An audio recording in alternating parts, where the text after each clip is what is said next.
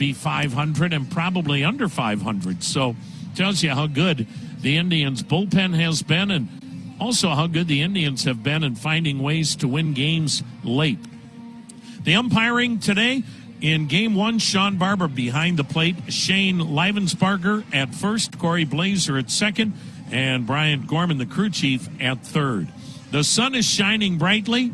We have just a lightest breeze that is blowing in once again, so it's keeping it a little bit cooler here off the shores of Lake Erie as Tristan McKenzie gets the start for the Indians as the Tribe and Sox have split the first 8 meetings here in 2021. Tristan McKenzie, he is 6'5", he is 165 pounds, and the right-hander is 23. He doesn't turn 24 until later this summer. And for him, this is just like it was in Detroit. He's one and done. He knows that after today's ball game, he'll be going back to the AAA Columbus Clippers, and we'll see what happens after the Indians get through this stretch of off days, because then they'll need a 5th starter again. But once the Indians conclude this homestand on Wednesday, the Indians then, starting Thursday, will have 3 off days in an 8-day period. So, you know, that's really a case where you could potentially get away with 3 or 4 starters. We'll see how the Indians decide to play that out.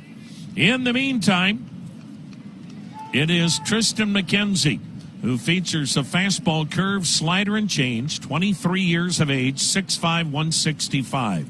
Tim Anderson leads it off. The wind and pitch swung on and missed, strike one. And we're underway at the corner of Carnegie and Ontario. 66 degrees, our game time temp. Anderson's been struggling lately. Right-handed hitting shortstop, and he swings and fouls it back 0-2. Anderson's a guy that if he's not hitting, he's not getting on base because he never walks. And right now, he's batting 175 over the last 10 ball games. McKenzie's 0-2. Swing and a miss. Moved the fastball in on his hands and strikes him out on 3 pitches to start today's ball game. Well, what the Indians are hoping is McKenzie has the same mindset that he had against the Detroit Tigers 5 days ago. He was like, look, I have nothing to lose. I know I'm going back. I don't need to pitch with any pressure. I don't have to sit here and overthink it. Just go let it rip. I'm heading back to Columbus to keep working on some things and then let the future unfold. Left-handed hitting Jake Lamb looks at a first pitch that's just a bit low, ball 1. Lamb is one of 5 left-handed hitters in manager Tony La Russa's lineup today. Indians overload the right side of the infield with 3. The pitch, and it's up high, 2-0. Lamb batting .231, 3 homers, 4 RBIs. Harold Ramirez in left, Bradley Zimmers in center, and Josh Naylor in right. We'll give you the infield after this 2-0 pitch. Here it comes. And it's swung on, a little floater to left, coming in and toward the line. Ramirez makes the catch. 2 down. Owen Miller is at first today. Cesar Hernandez at second. Yu Chang at short. Jose Ramirez at third. And Rene Rivera doing the catching. 2 quick outs here in the Chicago first. That'll bring up the switch hitting third baseman, Yoan Moncada. Moncada batting .289. 4 homers, 29 RBIs. Again, the Indians plant 3 on the right side of the infield. Outfield straight up, medium deep. The windup and the pitch. And Moncada takes, it's a tad high, or is it? Nope, kind of a delayed call strike by Sean Barber. 5 days ago against Detroit, McKenzie went 5 shutout innings and allowed 1 hit. He kicks, he fires. And it's swung on, hit pretty well to left. Back goes Ramirez. He is reaching up and makes a jump and catch in the middle of the warning track in deep left. Not a huge... 1100. Well, the Indians get another crack at Carlos Rodon as we go to the bottom of the first. No score. Cesar Hernandez batting right-handed. switch hitting second baseman, swings at the first pitch, drives one to deep left field. This ball is off the top of the 19-foot wall. Ricochets back toward the infield and retrieved by the White Sox with Hernandez stopping at second. And there will be no-hitter for Carlos Rodon. First pitch that Cesar Hernandez saw, and he hit it high off the 19-foot wall. And Terry Francona is going to maybe have this call looked at to see if it potentially hit above the 19-foot wall. So Carlos Hernandez wasted no time in jumping Rodon. And that ball looks like it hit above the yellow line off the railing. And if that's what the crew in New York sees, it's a leadoff home run for Cesar Hernandez. Carlos Rodon made Major League history with that no-hitter against the Indians in Chicago on April 14th. He nearly had a perfect game. Headsets are off, and it is a home run. That ball ricocheted just above the 19-foot wall off that railing that sits atop the wall. And so the Indians are able to have that reviewed by the umpires. And Carlos Hernandez has a leadoff homer. That's number 7 for Hernandez.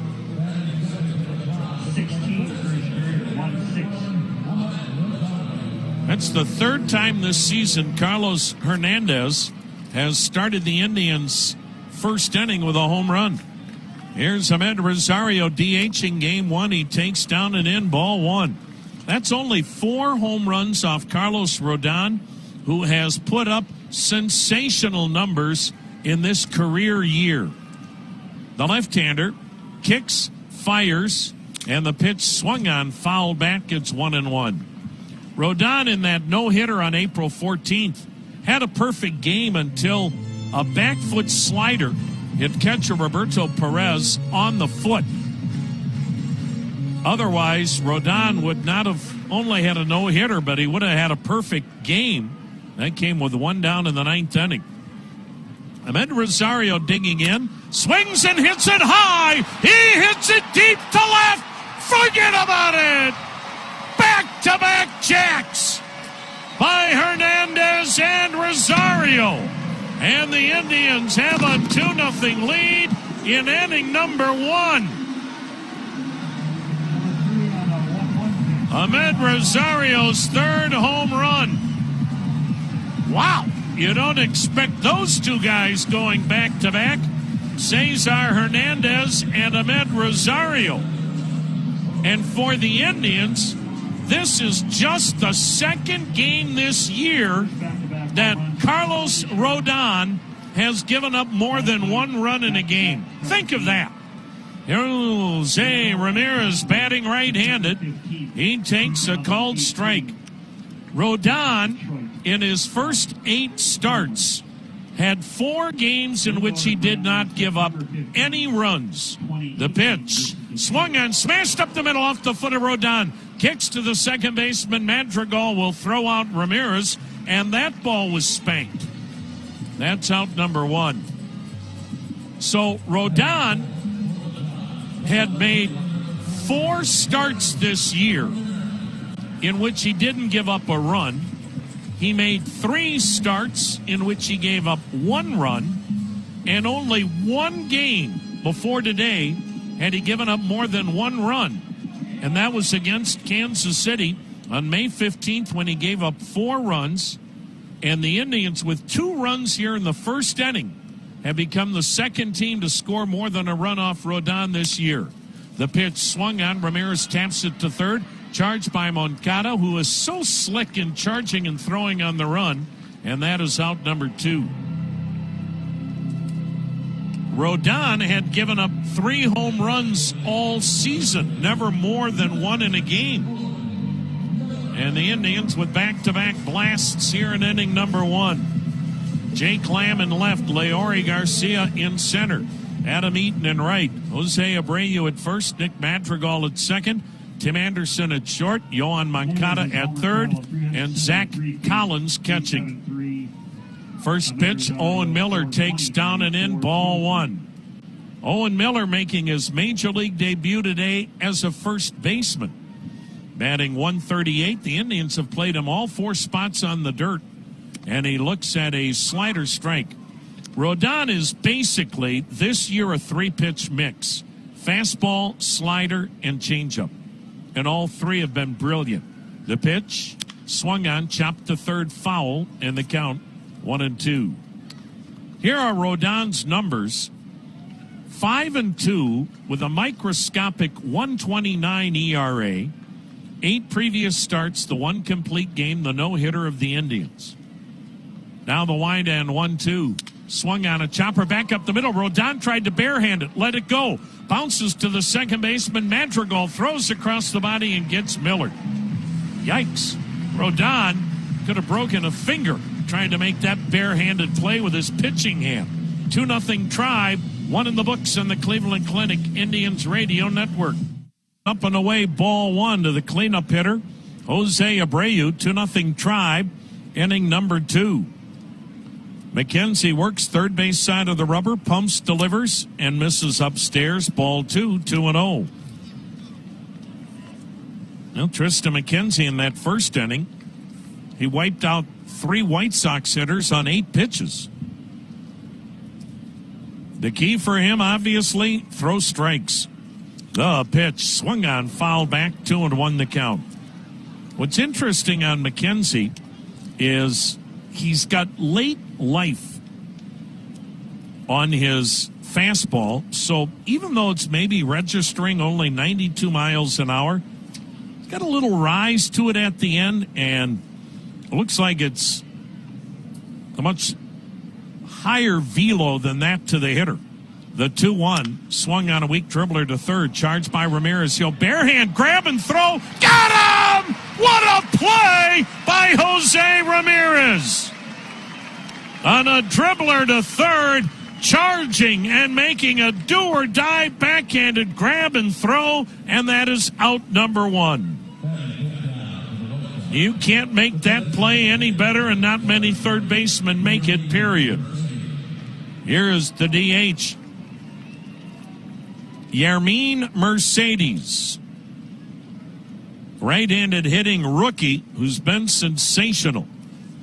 The wind and the pitch, and it's outside a ball. Stop in and see your Northern Ohio Buick and GMC dealers for exceptional offers on most 2021 models. The next delivery, and it's up and in, ball 2, 2-0 on Mercedes. 4th in the American League in batting at .320. 7 homers, 29 RBIs. Indians really spread out in the outfield. This guy uses the whole park. He takes a look at a pitch that's in there. 2 balls and a strike. Mercedes has cooled off after just a rocket ship start in the month of April. Now the 2-1 pitch, swung on, ripped in the air, foul down the right side, 2-2. Month of April, Mercedes hit .415. Here in the month of May, .233.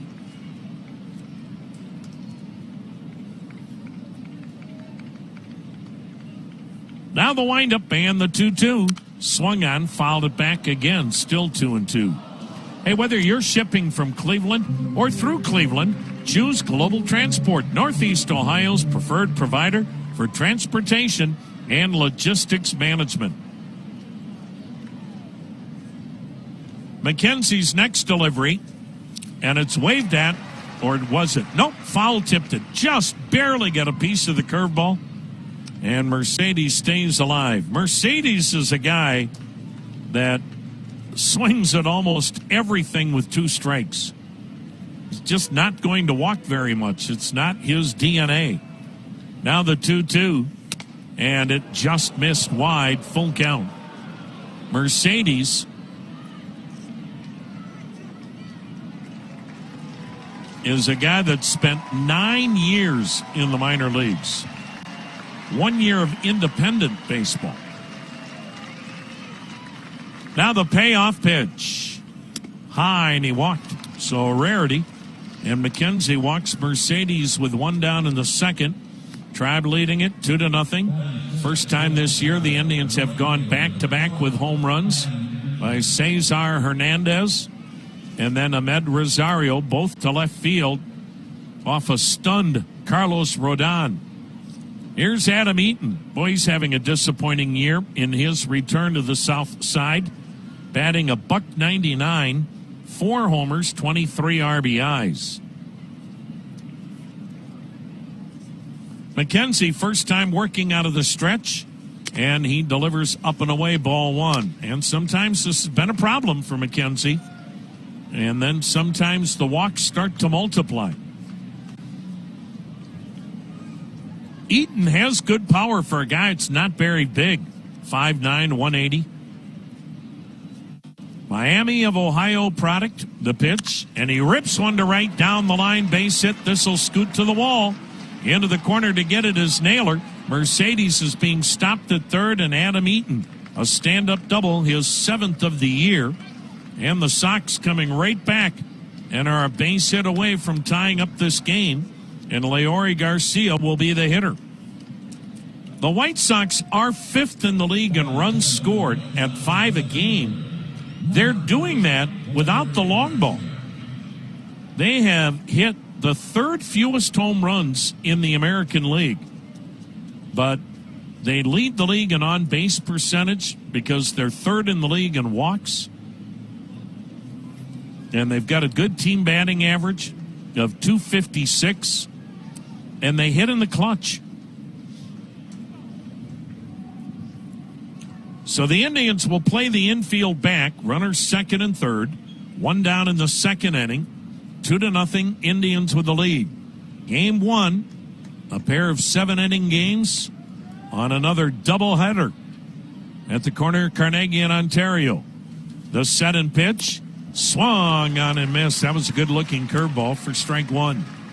And we saw that a little bit more from McKenzie in his last start against the Tigers. And Rene Rivera is working with him again. And Tristan McKenzie said that was a big key, just following Rivera, following the game plan. The next delivery, swung on a topper back toward the mound. McKenzie looks to home. Nobody's coming. Throw to first is late. Well, that's where your catcher has got to be hollering where to throw the ball, and I'm sure Rene Rivera was. But McKenzie, who came almost to home plate to get that high chopper off the plate, turned and looked toward third, and good hustle by Garcia, who gets credit for an infield hit. And the bases are now loaded for the left-handed hitting catcher, Zach Collins. Collins batting .176, 2 homers, 6 RBIs. If Garcia isn't hustling, McKenzie would have still had time, even with a look to third, to get him out. The pitch, and it's off speed outside a ball. The Indians stay double play depth, but they shift 3 to the right side of the infield. Only guy on the left side, third baseman, Jose Ramirez. He's probably 27, 28 feet off the line. 2-0 Tribe, bases loaded for the Sox, and the pitch is downstairs. 2-0, and this is where Tristan McKenzie has got to be able to nip this rally, and it's against the bottom of the White Sox order.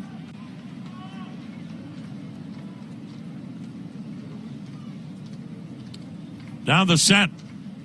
Now the 2-0 pitch. Swung on, smashed to first, fair ball. Over the bag, down the right field line, into the corner. Mercedes and Eaton score. Garcia stopping at third. And now the ball got away. Here comes the throw to the plate. And in to score is Garcia after he stopped at third. As the Indians botched the relay to the cutoff man, Cesar Hernandez. And there will be an error. So the Indians' defense, which was not good yesterday, and it's reared its ugly head here one more time. And here comes pitching coach Carl Willis as Tristan McKenzie's let another inning get away. It'll be a 2-run double down the right field line for Zach Collins, who was batting 176 before that at bat. 5th double, now 8 RBIs. And the cutoff man, Cesar Hernandez, on the throw from Josh Naylor, he dropped it. And Garcia had stopped at third, and then he just started back up. So he scores on the air on Cesar Hernandez. And in a blink of an eye, the White Sox now lead 3-2. All of this after McKenzie got Abreu to start the inning, then a walk, a double, a single, a double. Now Nick Madrigal, one of the best looking rookies in the American League, batting .300, a homer, 16 RBIs, leads the league with 4 triples, and he takes a called strike on the outside corner. So Collins at second, 1 down in the second. White Sox back on top, 3-2 in game 1. Madrigal's the guy who puts the ball in play. Doesn't strike out much, not much power. The pitch, and he hits a bouncing ball up the middle, charged by the second baseman. Hernandez gloves and throws him out. Advancing to third is Collins, but now there are 2 men out. And Tim Anderson, who had a grand slam off Tristan McKenzie earlier this year. McKenzie faced the White Sox twice prior to today and had a no decision and a loss, giving up 8 runs in 6 innings total in his 2 starts against Chicago. Anderson had a grand slam in one of those. Anderson, the batter, struck out his first time up, and he takes upstairs, ball 1. So McKenzie made 8 pitches in the first inning. He's at 22 here in inning number 2.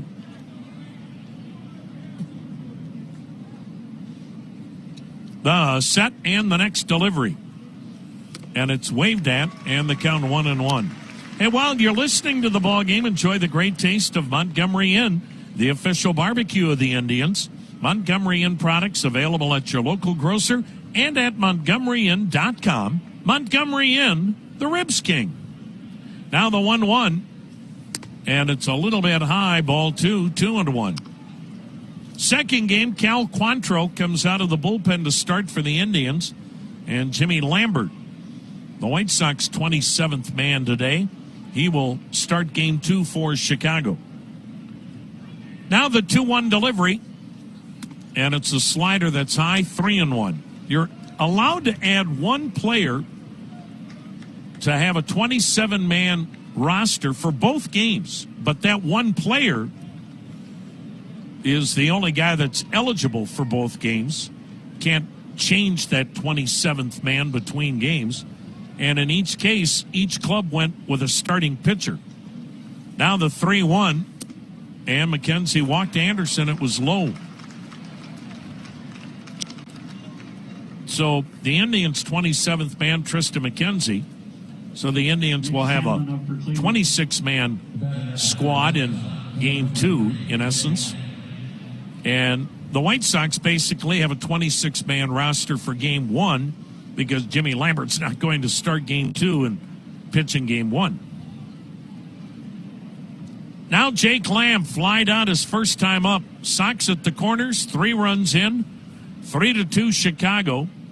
Runners at first and third, 2 down in the second. Shift to the right side of the infield, and McKenzie steps off.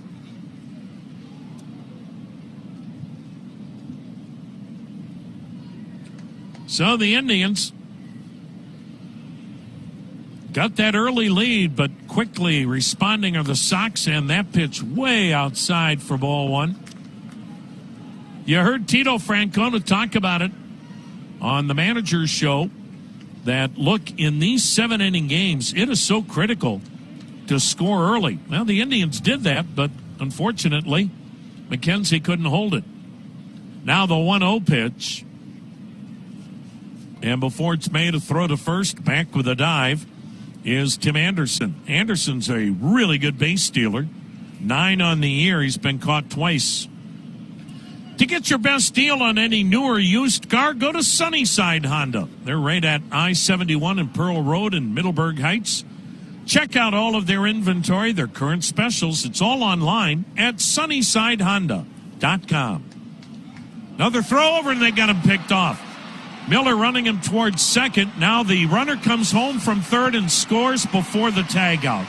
Now the White Sox played that beautifully, and they get a gift run because the Indians took too long in the rundown. News Radio, WTAM 1100.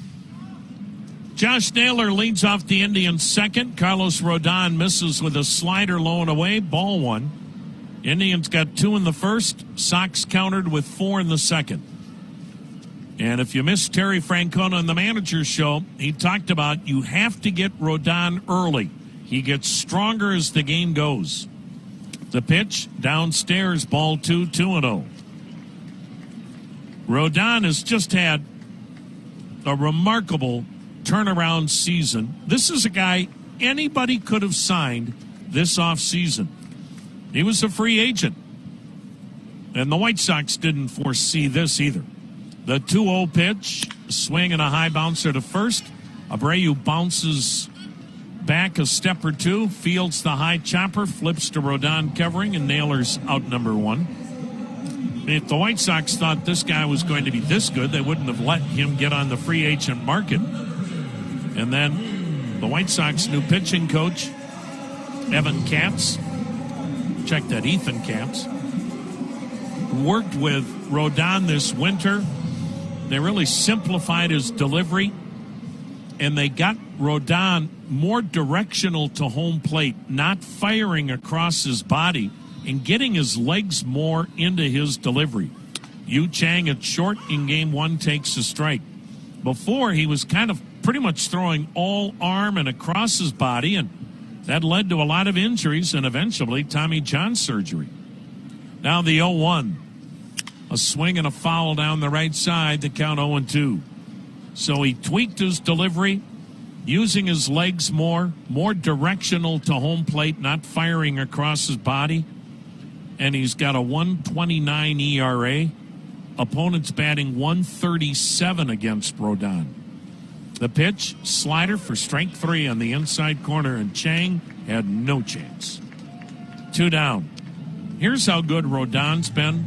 I mean, the ERA of 1.29 says it all.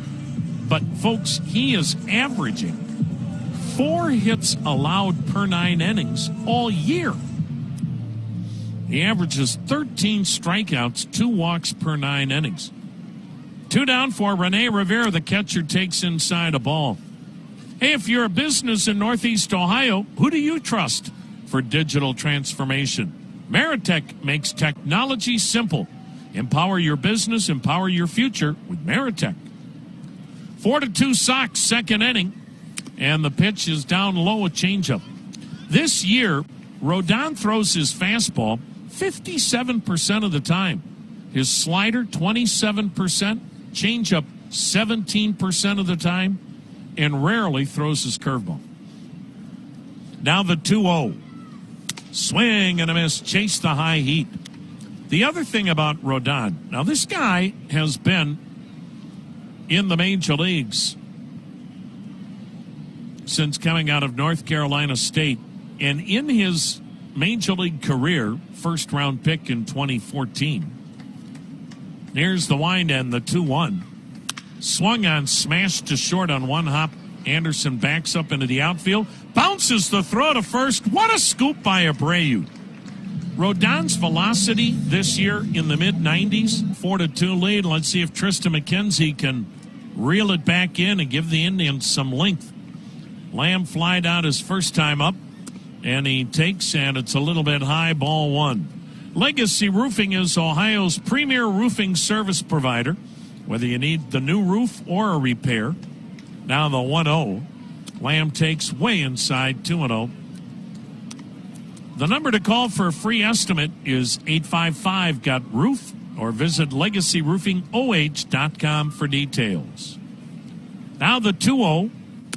There's a strike, 2-1. You see, though, McKenzie in the second inning having some of the issues he's had all season long. This guy has averaged 8 walks per 9 innings, and that's why he's going back to Columbus. The pitch, high, 3-1. They have got to get McKenzie to a point where he repeats his delivery. He's got to get his legs more involved in his delivery. He's got to finish the same every time. Those things you work on in the minors, not here. The pitch swung on, fouled into the catcher's mitt, full count. He shows you glimpses, but now the Indians need consistency, and that's why Tristan McKenzie will go back to Columbus. You're not dealing with the pressure of having to win a major league game. Columbus wants to win too, but if you don't, you don't. Now the payoff, and strike 3 called. Painted the outside corner with that fastball. Lamb is out looking, 1 down. Second strikeout for McKenzie. That'll bring up Yoan Moncada. Nice running catch was made by Harold Ramirez to take extra bases away from Moncada on a deep drive to left his first time up. Switch hitter batting left-handed.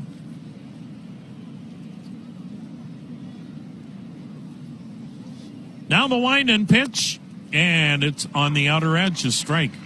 Well, we've got a big birthday celebration going on today in the family deck here at the ballpark. The 0-1 pitch, checked on a pitch low, a curveball, 1-1.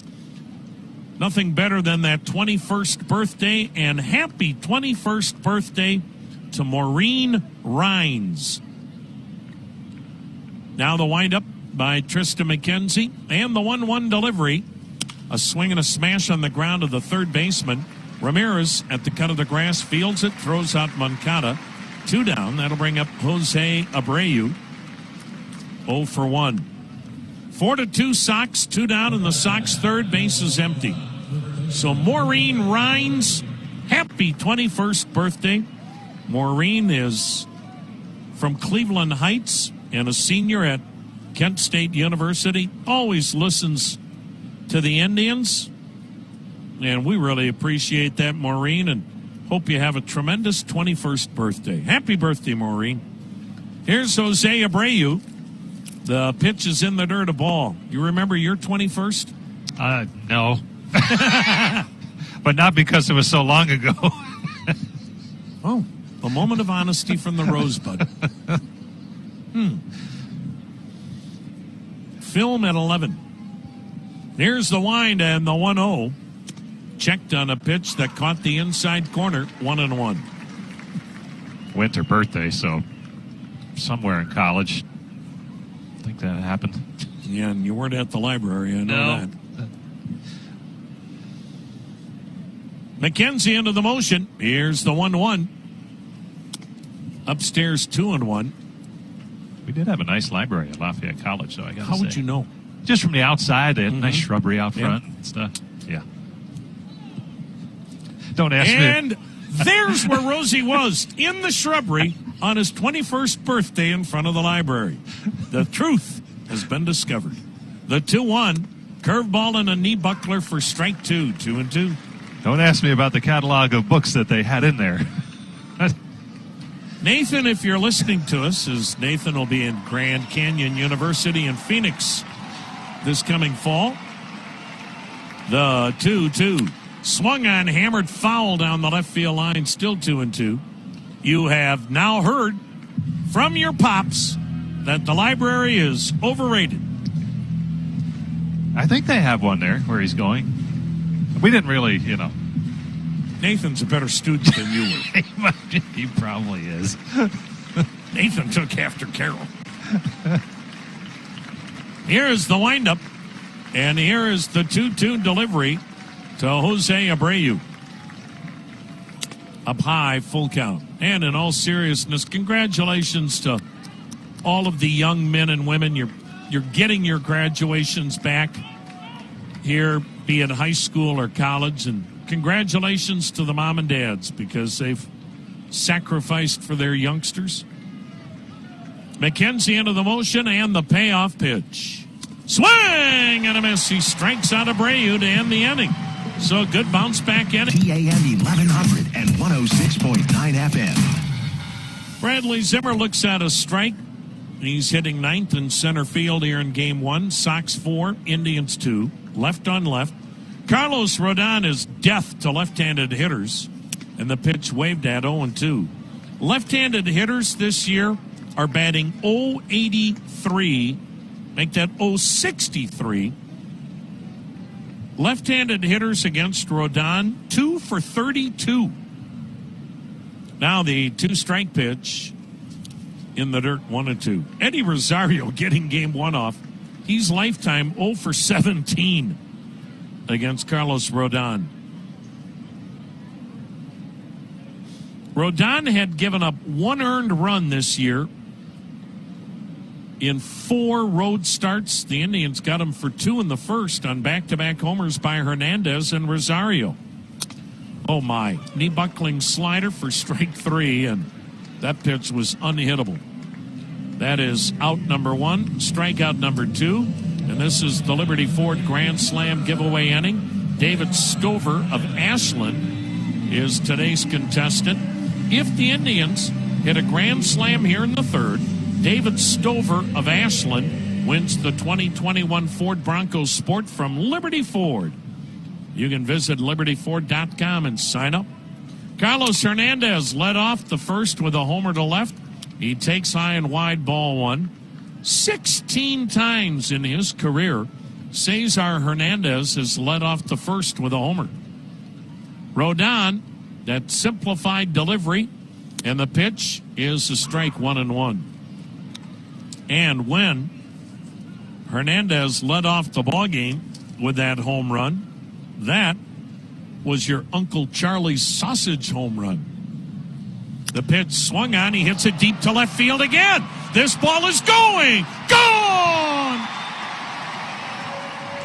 Cesar Hernandez with a pair of solo homers to left off Carlos Rodon. And it's a 4-3 ball game. And nobody is happier about that home run than Uncle Charlie. Uncle Charlie's sausage is the official sausage of the Cleveland Indians. And go figure, Carlos Rodon's impossible to get a hit off of.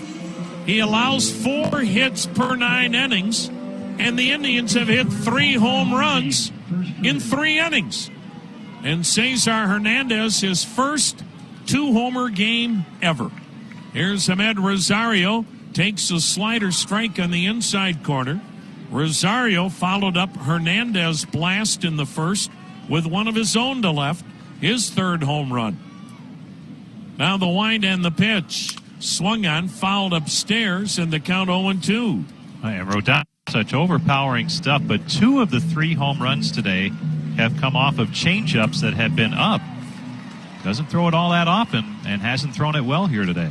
Now the windup, now the 0-2. Swing and a miss, struck him out. Good slider, Rodon's 3rd strikeout. 2 down, here's Jose Ramirez. He'll bat right-handed.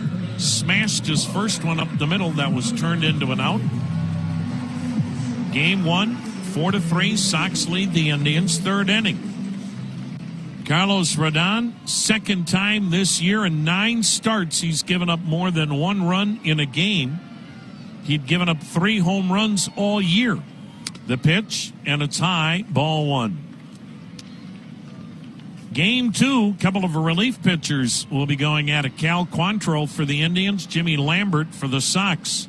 Still time for you to get down here and see a lot of baseball. The pitch, and it's in there, called strike on the slider.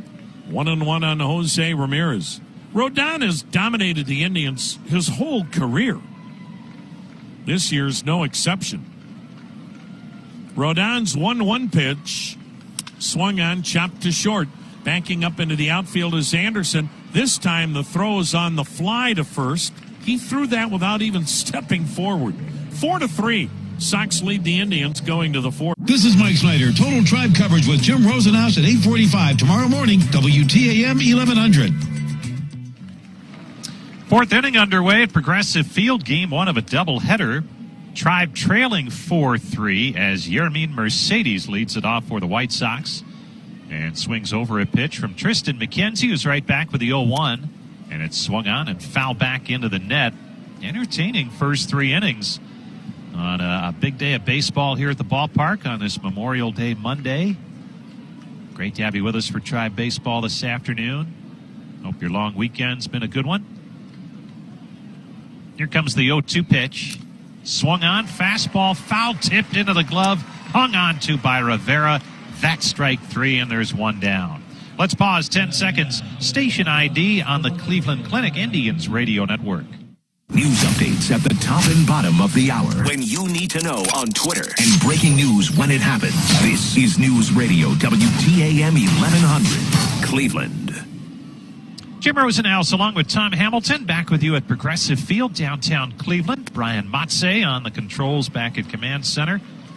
And Tristan McKenzie firing another fastball in there for a strike, this time to Adam Eaton, the left-handed hitting outfielder for the White Sox. He doubled his first time up, was part of that 4-run second inning that turned the game around for Chicago. Indians playing the long ball game early, trying to hang in there with 3 solo home runs. Here's the 0-1. Fastball on the outside corner for a strike, and it's 0-2. Cesar Hernandez led off the first with a home run, just hit another one in the bottom of the third. And Ahmed Rosario has also hit one for the Tribe. And the White Sox big inning, the second, a 4-run second off of McKenzie, who's bounced back nicely since then. As the slender righties into the wide, the 0-2. Swing and a miss, strike 3. Got him with the hard stuff upstairs. 3 straight strikeouts over 2 innings for McKenzie. That is 5 in the game, and we'll go ahead and make that our Ohio Cat strikeout of the game. Whether you're looking to buy, lease, or rent equipment, Ohio Cat and the Cat Rental Store have the right solution for you. Here's Leori Garcia. Reached on an infield single first time up. By the way, this is the Chick-fil-A double play inning. Tribe turns 2. Download the app. You get a free breakfast variety entree from Chick-fil-A. Here's the pitch. Up high, ball 1. And those are good at any participating Cleveland, Akron, Canton, and Sandusky Chick-fil-A locations. And it's not going to happen as we have 2 outs in the inning. Well, we like to let you know that every time in the 4th, as there's a pop-up foul and out of play off to the left. Every time the opposition bats against the Indians in the 4th inning, it is the Chick-fil-A double play inning. Give it another try in game 2. McKenzie, he'll take a 1-2-3 inning, 2/3 of the way there with a pair of strikeouts. Here's his 1-1. Called strike on the outside corner. Another well-located fastball, and that's the key. McKenzie with that good late life. If he can hit his spots, he's successful. Here's the 1-2. Swing and a miss, strike 3. He strikes out the side as Garcia goes down swinging. And we will head to the 4th inning. Indians left fielder Harold Ramirez leads it off, and he takes a fastball strike at the knees from Carlos Rodon. The lefty starting him off with a 95-mile-an-hour fastball. And if he stays in this game, and why wouldn't he the way he's going, the 0-1. Fastball low and outside at 96. We saw him in the no-hitter in Chicago, hit 97-98 in the late innings. Here's the 1-1. Swung on, ground ball to third, snared by Moncada, fires to first in time for the out. Ramirez runs well, so Moncada did not have a whole lot of time, and he made a fine play to retire Ramirez. Time for our Cleveland Clinic caregiver shout out, and today's shout out goes to the Boys and Girls Clubs. Cleveland Clinic, a proud community partner of Boys and Girls Clubs, and together they're creating great futures for youth throughout Northeast Ohio. White Sox 4, Indians 3. We're in the 4th of a 7-inning ball game. Doubleheader games now, 7 innings. As Owen Miller leads things off. The pitch to him. Breaking ball on the inside corner for a strike. Get your Elk and Elk injury report this half inning. If an auto accident or medical malpractice has caused you injury, call 1-800-ELK-OHIO. The 0-1 swung on, ripped foul into the Indians' dugout just past manager Terry Francona, and down the stairs into the walkway. Count on Miller's 0-2. He bounced to second his first time up. Right-handed hitter, playing first base today. Here comes Rodon's 0-2 delivery. Waved at and missed strike 3 on a pitch in the dirt. Miller retired. 2 quick outs in the inning. And here comes Josh Naylor. 4-3, White Sox in front. 4 strikeouts for Rodon. On the injury list for the Tribe, Zach Plesac, broken thumb. He'll be out for a while. Same as well with Roberto Perez, although we've seen Roberto working out before games here on the homestand. Tribe catcher with a broken bone in a finger, his throwing hand. And then Franmil Reyes with the abdominal strain. Franmil out for another, you'd think at least another month, I think. But trying to get back as soon as he can. Here's the pitch to Josh Naylor. Breaking ball on the outside corner for a strike. The initial prognosis on all 3 was in that 8 to 12 week range for their injuries. So Indians hit by the injury bug, as has every team in baseball. Here comes the 0-1 from Rodon. Naylor takes a breaking ball on the outside corner for strike 2. On the White Sox side, Eloy Jimenez, that torn pec tendon, a ways away, if not the season. Luis Roberts, strained right hip flexor. And they're hoping to see him back at some point, maybe around the All-Star break, somewhere in there. Here comes the 0-2. Swung on, line drive to left, base hit for Naylor. Just the 3rd hit by a left-handed batter off Rodon this season. And we have seen Josh Naylor really hang in there and have good at-bats against left-handed pitching. For whatever reason, the Indians have seen a lot of it in the first 2 months of the season. And Naylor with a nice at-bat right there and comes up with a 2-out single. Here comes Yu Chang. Chang struck out looking first time up. White Sox 4, Tribe 3. We're in the bottom half of the 4th inning on a perfect Memorial Day Monday afternoon in downtown Cleveland. Late afternoon now. Here's the pitch to Chang. Low and in for ball 1. And on this Memorial Day, baseball pauses to remember the brave men and women who have made the ultimate sacrifice in service to our country.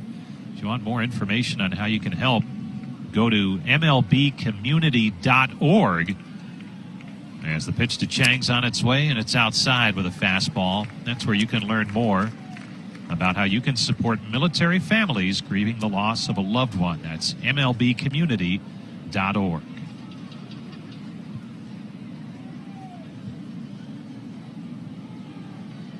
Naylor at first. Rodon from the stretch. The 2-0 to Chang. Swung on, line drive to right. Hit well, back on it. The right fielder Eaton, it's over his head. Headed for third, and being waved around is Naylor. Here comes the relay. It's offline. Naylor is safe with a headfirst slide. And this game is tied on the double by Yu Chang.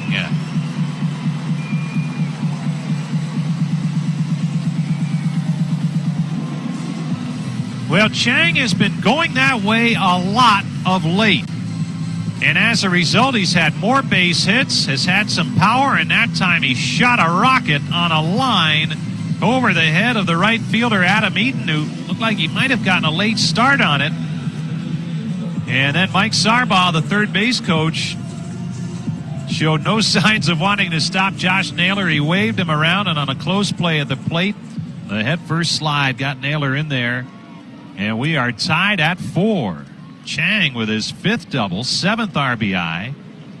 Now he's the go-ahead run in scoring position for Rene Rivera, who bounced to short first time up. The pitch to him.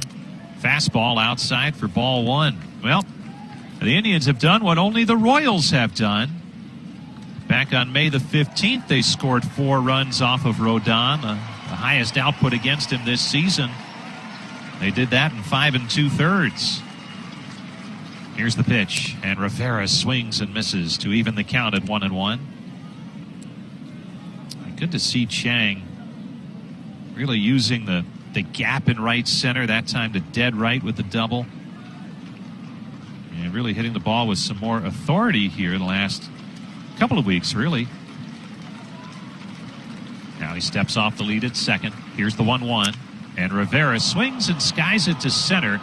Fairly deep, but plenty of room out there for Garcia. He makes the catch to retire the side. The Indians tie it on the double by Chang. We head to the fifth. Tied at 4. MLB app today. Tribe and White Sox are tied at 4 as we head to the fifth inning. Zach Collins to lead things off, facing Triston McKenzie. And the Indians starter fires a fastball for a strike on the outside corner.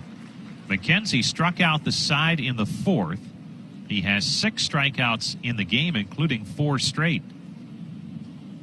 He's into the wide. Here comes his 0-1 to Collins. Fastball up high, 1-1. Collins with a 2-run double down the right field line in the second inning, and then a 3rd run scored on the play on an error by the second baseman, Cesar Hernandez. The 1-1 swung on, popped him up foul and out of play. Upper deck, left side. And that error allowed the go-ahead run at the time to score, and then Collins later scored in the inning. A 4-run second that put the Sox up at the time 4-2, but the Indians had battled back. Now the 1-2 from McKenzie. Off speed, just down low. Well, Rivera wanted that one, the catcher. And again, Rivera very demonstrative behind the plate, pointing out to McKenzie, showing him that fist as if to say, come on now, stay with it. The 2-2 swung on, bounced foul outside of first. And we'll do it again on 2-2. And Triston was saying in that start against the Tigers his last time out, where he threw 5 very strong innings, allowing just 1 hit. Cesar Hernandez actually came in early on and said, hey, you follow Rivera and you'll be fine. Here's the 2-2. Fastball up high, 3-2. McKenzie, still just 23, and young in experience at the major league level. Nice to have an experienced infielder and catcher to work with. He's into the windup. Here comes his payoff pitch. Swung on, fouled it back, straight back and out of play, just off to our left. 4 runs on 3 hits for the White Sox. 4 runs, 5 hits, and an error for the Indians. And this is just the first of 2. Now McKenzie into the wide. Here comes his pitch. Called strike 3 on the outside corner. 5 straight strikeouts for McKenzie. And he now has 7 in the game. Collins just shaking his head as he walks back to the dugout. Now the number 9 hitter, Nick Madrigal, will step in. Madrigal bounced to second his first time up. These 2 teams last played a doubleheader in the early stages of last season. In fact, here's the pitch. And it's on the inside corner for strike 1. For the Indians, it was the last time they played 9 innings as doubleheader games. A week later, MLB said, you know what? Let's make a change. Here's the 0-1. Up high, 1-1. A lot of it due to the heavy COVID protocols at the start of last season to try and get through. So for a lot of reasons, it's been switched to 7 innings. And it's interesting that, listening to some of the comments from players on both sides yesterday about the 7-inning games, they seem to like it. Here comes the 1-1 delivery. Fastball on the outside corner, strike 2 call. Man, is McKenzie really carving it up now. Nice bounce back for him, and this is you talk about a growth game. He was on the ropes in that second inning. The Indians had relief action going behind him in the pen in the second, but he has bounced back tremendously well. Here's the 1-2. Swing and a miss, strike 3. Madrigal, who never strikes out, just did. And for McKenzie, that's now 6 consecutive strikeouts, 8 in the game. And we go back to the top of the order for Tim Anderson. That is a single game best for McKenzie. He did strike out 9 Royals in a game a year ago. So still one shy of that. Here's his pitch to Anderson. Swung on, fouled away. That's off to the first base side and out of play. Anderson has struck out and walked in 2 trips. 4-4 the score as we play in the top half of the 5th inning. Here's McKenzie's 0-1. Swung on, drilled foul. That's down the line, right side and out of play. And it's 0-2 on Anderson. And we'll see what McKenzie comes back with here. And Anderson, a very good hitter, but he'll strike out his fair share. As McKenzie with the 0-2 pitch. Swung on, fouled back and out of play. Up over the screen behind home plate. That time he tried to tie him up inside, but somehow Anderson got a piece of it and fouled it back.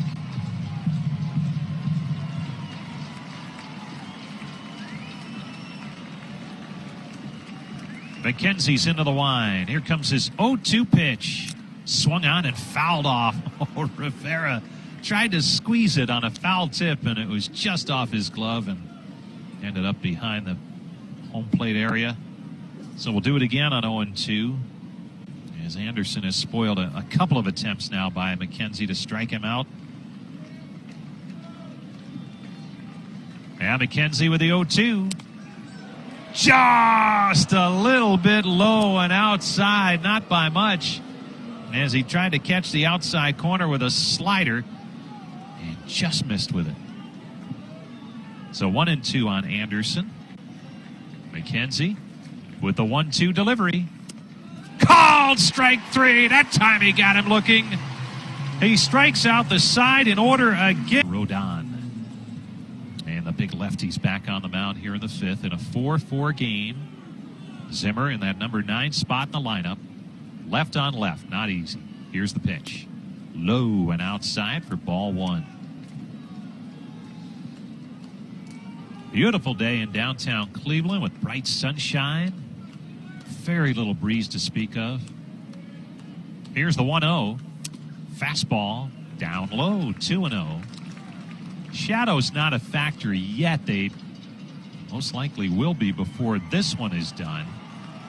The shadows from the light standard starting to creep out in front of the Indians' dugout on that third base side, but not in fair territory yet.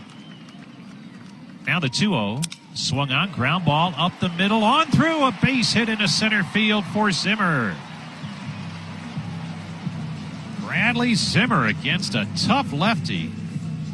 Able to squeak one through the middle, and he gives the Indians a leadoff base runner with speed. And again, 7-inning game. It's late early. Here we are in the 5th. Indians trying to grab the lead with Cesar Hernandez stepping in. Hernandez 2 for 2 with a pair of home runs. This is his first multi-home run game in the big leagues. Now with 8 homers on the season. Switch hitter right side. Rodon from the stretch. Throws to first and back safely is Zimmer.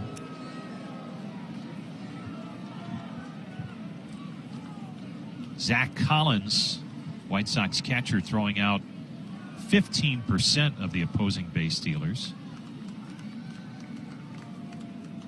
Long set, now the pitch. Fastball in tight, ball 1. There's a lot of things you want to do in life. Turning your do into done is what Dollar Bank does best. Find out how at Dollar.bank. And remember, Dollar Bank, they'll get you there.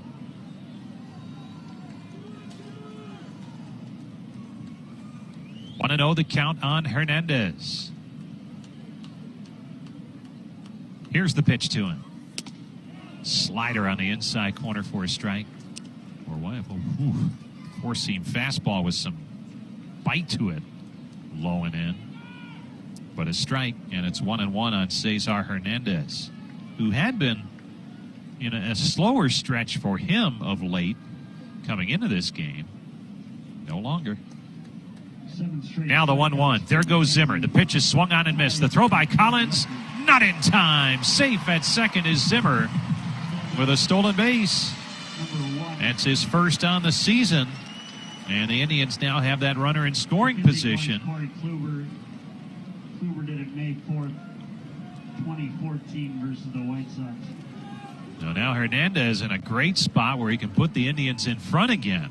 Remember, they grabbed the lead in the first inning on back-to-back home runs by Hernandez and Rosario to get it started off Rodon. And he hasn't even come close to giving up the amount of runs today on a regular basis. Here's the 1-2. Breaking ball in the dirt. Good stop by Collins. Right now, the Indians have scored 4 times off Rodon, and he allowed 4 runs against the Royals. The only game he had allowed more than 1 run in his starts to date. Well, the Indians having really good at-bats here this afternoon. After struggling mightily to score runs yesterday, they squeaked out a win in the doubleheader game 2. The 2-2 pitch. Swing and a miss. Strike 3. Nasty slider that time from Carlos Rodon. He has struck out his 5th. And now Ahmed Rosario will step in. Rosario 1 for 2 with a home run, his 3rd back in the first inning. W.A. Smith Financial is the Indians' official wealth management partner, and if you head to wasmithfinancial.com, you'll learn more about how their comprehensive planning strategies can help you take your financial plan to the next level. That's W.A. Smith Financial Group. Here's the pitch to Rosario. Off speed, high and outside for ball 1. And Rosario been swinging the bat well for the better part of 3 weeks now. Staying at that one position, shortstop, his natural position after trying to help out, learn center field in spring training, and he played there a lot early in the season. The 1-0. Swung on, bouncing ball to the right side, scooped up by Madrigal, and he'll throw on to first for the out. Advancing to third on the play is Zimmer, but now there's 2 down for Jose Ramirez. And boy, you would think the White Sox would be extremely careful with Ramirez. They know what he's done over the years, and he's kept that going this year with 3 home runs and 7 driven in against Sox pitching. And sure enough, they're not even going to pitch to him. Ramirez being told to go to first. Intentional walk. You thought it might be coming, and it is. So Ramirez does not get a chance. Jose Ramirez, that is. Harold Ramirez will, as he'll step in as the cleanup hitter with runners on the corners. 2 outs in the 5th inning. Tribe and White Sox tied at 4 in this 7-inning contest. Doubleheader game 1. Cal Quantrill and Jimmy Lambert, the starting pitchers in game 2. Throw to first, back safely is Ramirez. Rodon with just a kind of that calling card move. Nothing too quick over there. Now Rodon's ready. Here's his pitch. And it is up and in. A check swing by Ramirez. Ball 1. Brian Shaw has started to throw in the Tribe pen. Right-hander who has been such a great addition coming back to the Indians. And he's been terrific out of the bullpen. He's loosening up. Now the 1-0. Outside and high. 2-0. Rodon trying to battle his way through at least 5. He's only at 61 pitches. Indians, when they've had success in a lot of the cases today, they've attacked early in the count. This guy gets to 2 strikes, and he has some put-away stuff. Here's his 2-0 pitch. Swing and a miss. Slider, and Ramirez lunging. 2-1 the count. Harold Ramirez, nice addition to this ball club after being claimed off of waivers from the Marlins just as spring training was beginning. And then he began the season at the alternate site. Here comes the 2-1. Swing and a miss. Power against power. Ramirez, a good fastball hitter, but he was late on 97 near the top of the zone. The count now 2-2 with Zimmer the go-ahead run at third. Ramirez on at first. That's Jose Ramirez with Harold Ramirez at the plate. The 2-2. There goes Jose, and the pitch is grounded to the second baseman Madrigal, who flips onto first in time for the out, and the side is retired. So we'll head to the sixth, tied at 4. The sixth. Brooks then rifles one foul to the upper deck, third base side, strike one. Hi again, everybody. Tom Hamilton back with you on this Memorial Day, along with Jim Rosenhaus, Brian Motze. A gorgeous 66 degrees in sunshine, light breeze blowing, and the game all tied up at 4. Curveball misses down low from Tristan McKenzie. Boy, his 2 outings in which he'd been sent back to Columbus and has come back have been terrific. Now the 1-1 pitch, Lamb swings and misses. Good curve. McKenzie has struck out 9 and walked 2. He had the 1 inning. Otherwise, he's been perfect today. 3 up, 3 down in the first, third, fourth, and fifth innings. Now the right-hander, the wide, and the pitch. Checked on a pitch inside, a fastball. McKenzie is a strikeout away from a new Cleveland Indians record of 8 consecutive strikeouts. He shares the club record with Corey Kluber at 7. The 2-2. Inside, missed again, full count. Tom Seaver holds the Major League record. He struck out 10 Padres in a row in 1970. The American League record is held by 2 Tigers. Now the payoff pitch. Strike 3, call, curveball, and a new club record. 8 consecutive strikeouts for Tristan McKenzie. A curveball got Jake Lamb looking. And Corey Kluber has been pushed out of the record books by the 23-year-old right-hander Tristan McKenzie, who has struck out 10 today, including the last 8 White Sox. Here's Yoan Moncada batting left-handed. Drills a base hit to right. That'll end the streak. So Tristan McKenzie gives up the 1-out single. Brian Shaw is ready in the bullpen. And the only inning the White Sox had a base hit before that one was in the second. The White Sox got 4 in the second inning on a 2-run double by Zach Collins.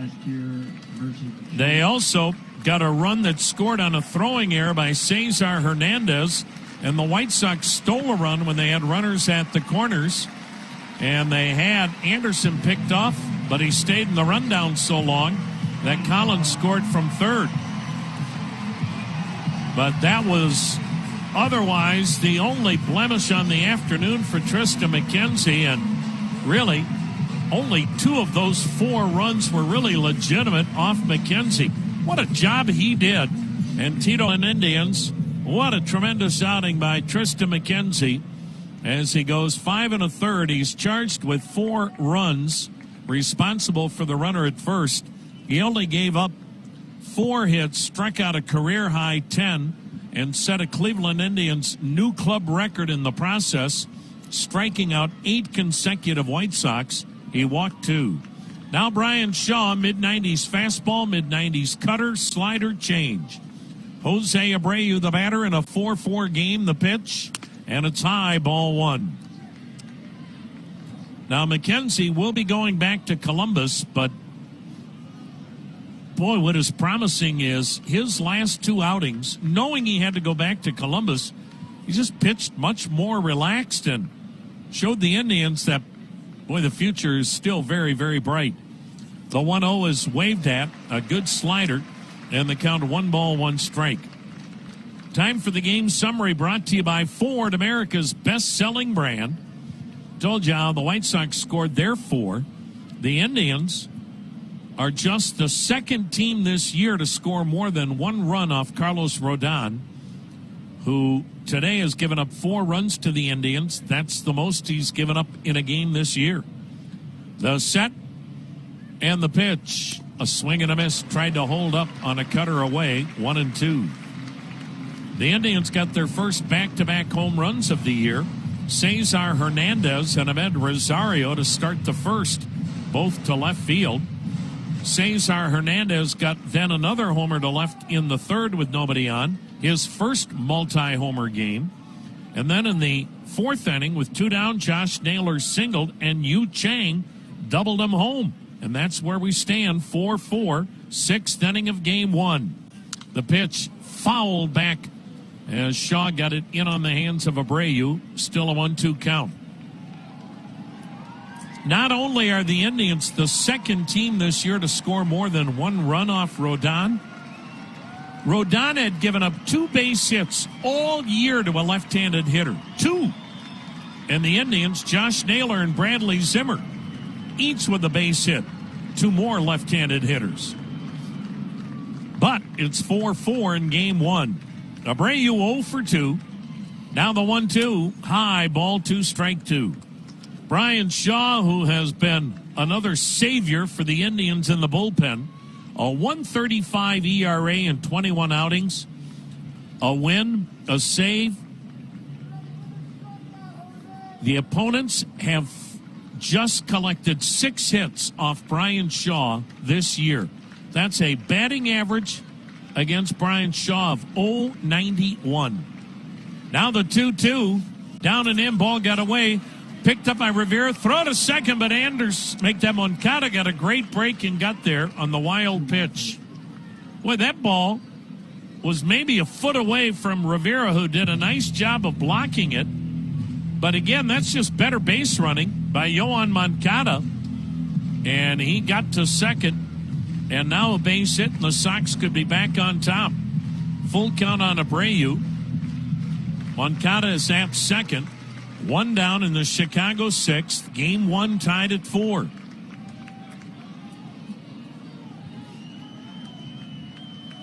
The White Sox have been mere mortals on the road.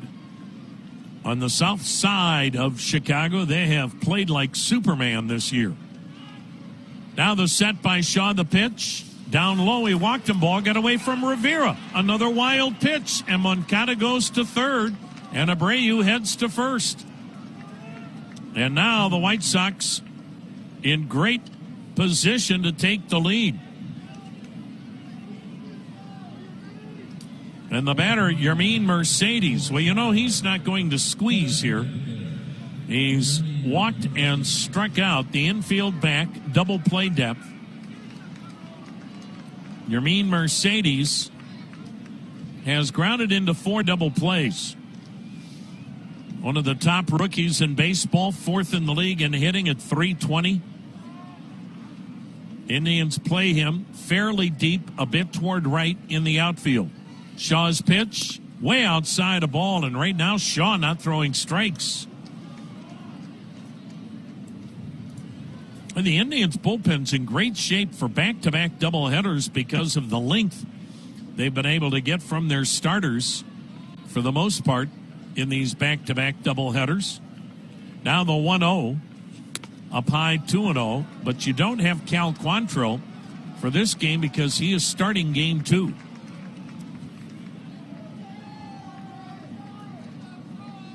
So Brian Shaw trying to reel it in.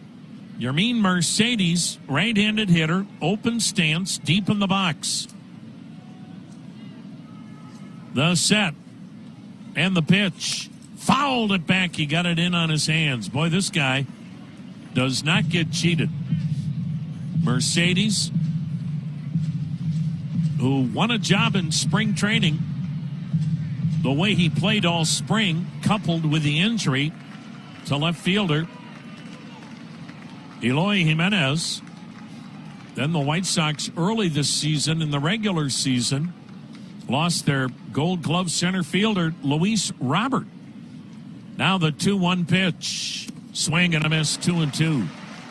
But the White Sox folks were saying today there is a legitimate chance that both Eloy Jimenez and Luis Robert could be back late this summer, probably the month of September.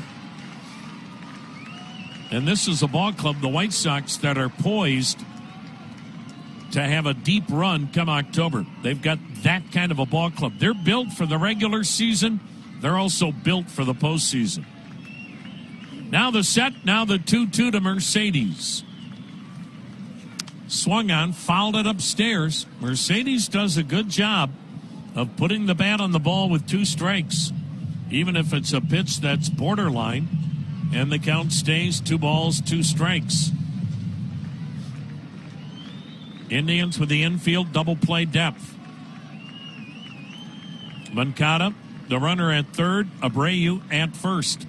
1 down in the Chicago 6th. Game tied up at 4. Shaw brings the hands up and lets it rip. And Mercedes takes inside. He almost got hit. And the string is out. Ryan Shaw's made 13 pitches and only 6 have been strikes.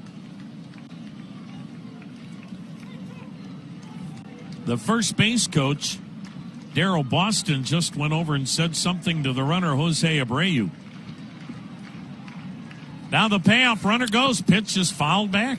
So Tony La Russa started the runner at first, figuring that Mercedes is going to put the bat on the ball. Abreu not fleet of foot. First base coach Darryl Boston again over there saying something to him.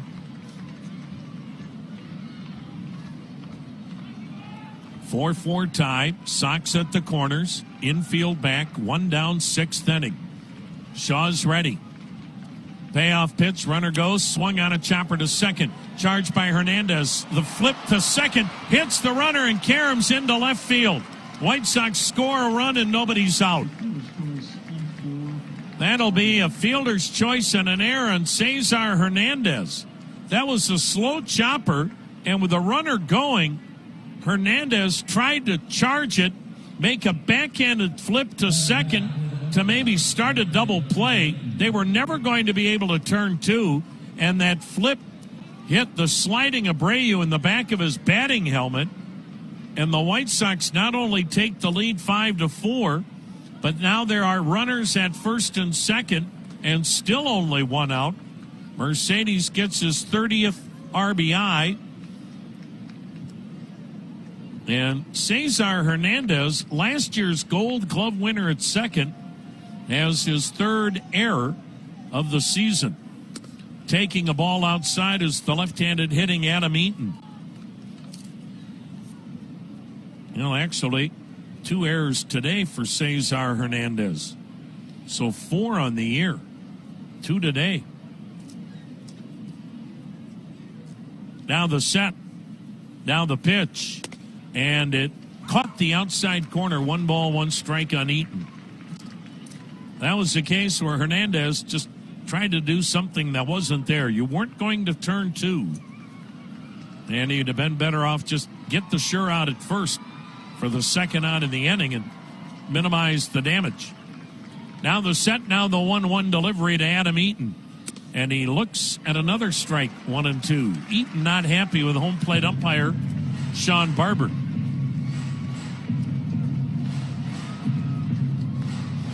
Eaton has been, despite hitting below 200, a terrific clutch hitter this year, batting .364 with men in scoring position. He's out of Springfield, Ohio, and Miami of Ohio. The pitch to him, and it's wide. Went to Kenton Ridge High School in Springfield and then played in Oxford at Miami of Ohio. White Sox have taken the lead in the 6th, 5-4. Sox with the runners at first and second, 1 down. Eaton won a World Series with Washington. The pitch to him, and he waved at it. Chased a slider in the dirt. You don't see that often. Shaw gets his second out. Now he's got to face Leori Garcia, 1 for 2 with a single. The switch hitter will bat left-handed. Shane Bieber and Dylan Cease will be the matchup tomorrow night. That'll be the last 6-10 start until September. Then Wednesday is a 1-10 start. Eli Morgan makes his second Major League start against a guy that is obviously a Cy Young candidate in Lance Lynn, who's having just a monstrous first half. 2 down, 2 on, Sox up, 5-4 in the 6th. The pitch is fouled back to the netting by Garcia for strike 1. Another one here today. There's still time for you to get down to the old ball yard. Second game will start 40 minutes at the conclusion of this one. Right now we're in the 6th. These are 7-inning games. Sox 5, Indians 4. The Indians have actually out-hit the Sox 6-4, but shaky defense again for the Indians here in game 1, and it cost them in the second inning. But what another encouraging outing for Triston McKenzie. Now the 0-1 pitch. Just missed outside. 1 ball, 1 strike. The Indians will get an off day on Thursday, so then the Indians will figure out what they're doing with their rotation, because starting Thursday, the Indians have 3 off days in an 8-day period. Bizarre. Here is the 1-1 outside 2-1. The Indians are off. We'll greet you Friday night as we'll be back on the road live from Baltimore, Maryland. Then an off day Monday in St. Louis. Games Tuesday, Wednesday in St. Louis. Come back home and an off day a week from this Thursday. Now the 2-1 to Garcia. Swing and a miss. 2-2. However, the Indians better enjoy those 3 off days, because after Thursday, June 10th, the Indians have 1 off day from that point forward until the All-Star break. They're basically playing baseball every day for a month without a day off. The pitch, ball 3, it's outside. So the Indians are off on June 10th. And then the Indians will play straight through until the 23rd when they're off. And then they have a 3-week stretch before the All-Star break without a day off. So that's a lot of baseball that is certainly going to test the depth of this pitching staff. The pitch outside, and Shaw walked him. Brian Shaw just really struggling throwing strikes, and the bases are loaded. And here comes pitching coach Carl Willis. And on this Memorial Day, it gives us a chance to, again, thank all of you men and women that have served this country. We obviously remember our fallen heroes today in every branch of our military, but that also includes all the first responders, firemen, firewomen, policemen, policewomen. Think of all those folks, too, in the emergency rooms at the various hospitals. And again, it's a huge debt of gratitude that we owe all of you. And again, in particular, our military personnel. And one of our all-time favorites is Doc Jacobs. He might be the biggest Indians fan of all time. And he was just an incredible inspiration, and a former member of our military, and suffered some horrendous injuries, but is doing well in San Diego, writing books, raising a beautiful family. And to Doc Jacobs and all of you, we say thanks. Now the base is loaded. Here's catcher Zach Collins, and he takes low, ball 1. So Brian Shaw's walked a couple. The inning should have been over by now, and this is, again, where the error is really costly. Collins, a 2-run double today. And he came in batting 176. The next pitch, he fouls it upstairs. Let's pause for station ID on the Cleveland Clinic Indians Radio Network. News updates at the top and bottom of the hour. When you need to know on Twitter. And breaking news when it happens. This is News Radio WTAM 1100, Cleveland. Tom Hamilton, Jim Rosenhaus, Brian Botze. Game 1, 6th inning. Sox back on top 5-4. Sox all over the joint with 2 down. The 1-1 pitch to Zach Collins.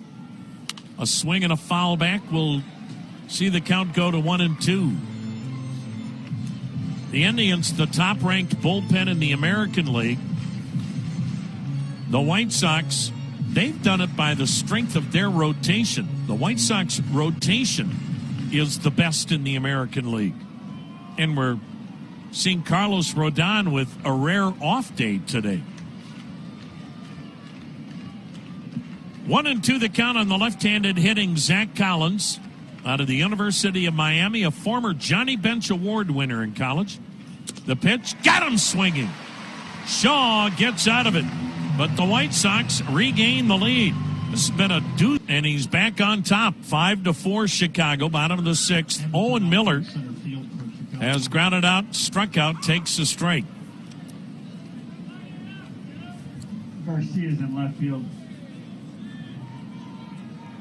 Rodon's ready.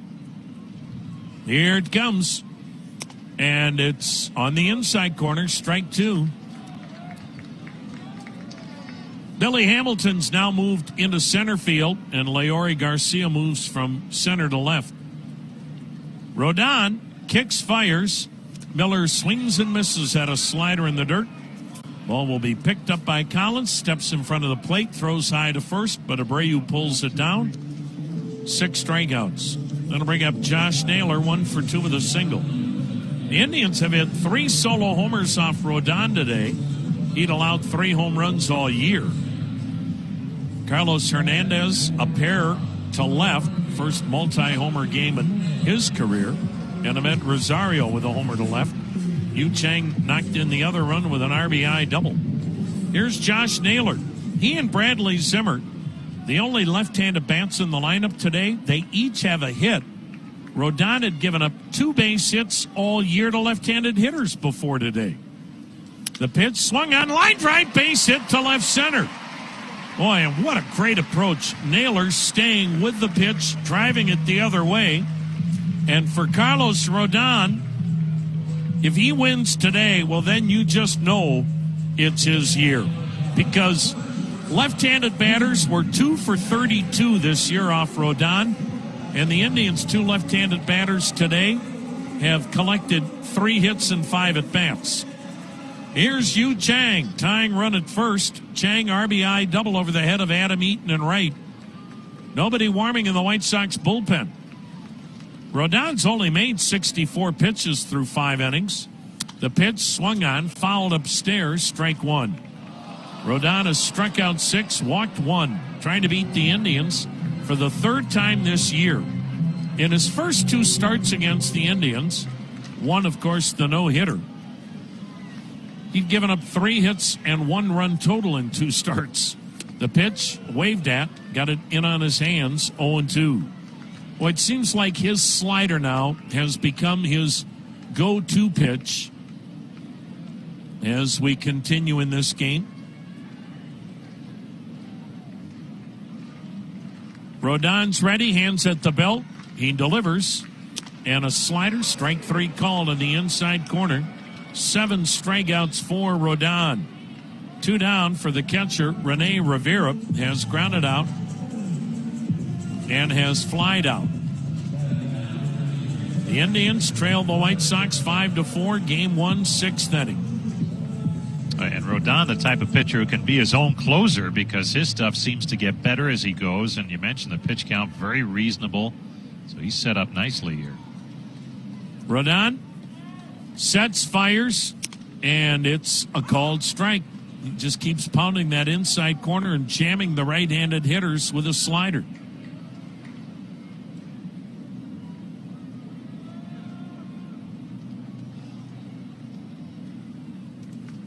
The next delivery runner goes, pitch swung on, drilled to left near the line, gets down, base hit. Cut off by Garcia. Going to third is Naylor, and holding with a long single is Rene Rivera. And the Indians have runners at the corners with 2 down for Bradley Zimmer, who singled to center his first time up. He's 1 for 2. Well, on a day where Carlos Rodon is more human than what he's been most of this year, Indians just trying like heck to get some kind of a win here as pitching coach Ethan Katz heads to the mound. Nobody is throwing in the Sox bullpen. So, again, the way he's pitched this year, Rodon's earned the right to work out of this, leading 5-4 in the 6th. Runners at the corners with 2 down. Earlier today, in 10 innings, Minnesota beat Baltimore 3-2. The Orioles have lost 14 straight. Tampa Bay, they own the New York Yankees, and they beat New York today 3-1. The Yanks have lost 4 in a row. First place Tampa has won 5 straight. Oakland leads Seattle 1-0 in the 3rd. Houston a 4-0 lead over Boston after 3. 9th inning in Wisconsin. Milwaukee batting tied with Detroit at 2. Tigers coming off a sweep of the Yankees. Conference is over. Bradley Zimmer the hitter. Naylor tying run at 3rd. Rivera go-ahead run at 1st. 2 down in the 6th. The pitch. And it's in there, a strike. Fastball on the outside corner. The Reds shelled Philly today 11-1. Cubs with a 7-2 lead on San Diego in the 9th. Javi Baez has hit a pair. The set in the pitch. Swing and a foul tip, and the count 0-2. Believe it or not, some teams are off on this holiday. That always seems a bit strange. Indians trailing the Sox 5-4. They have really battled Rodon today, scoring 4 runs on 8 hits.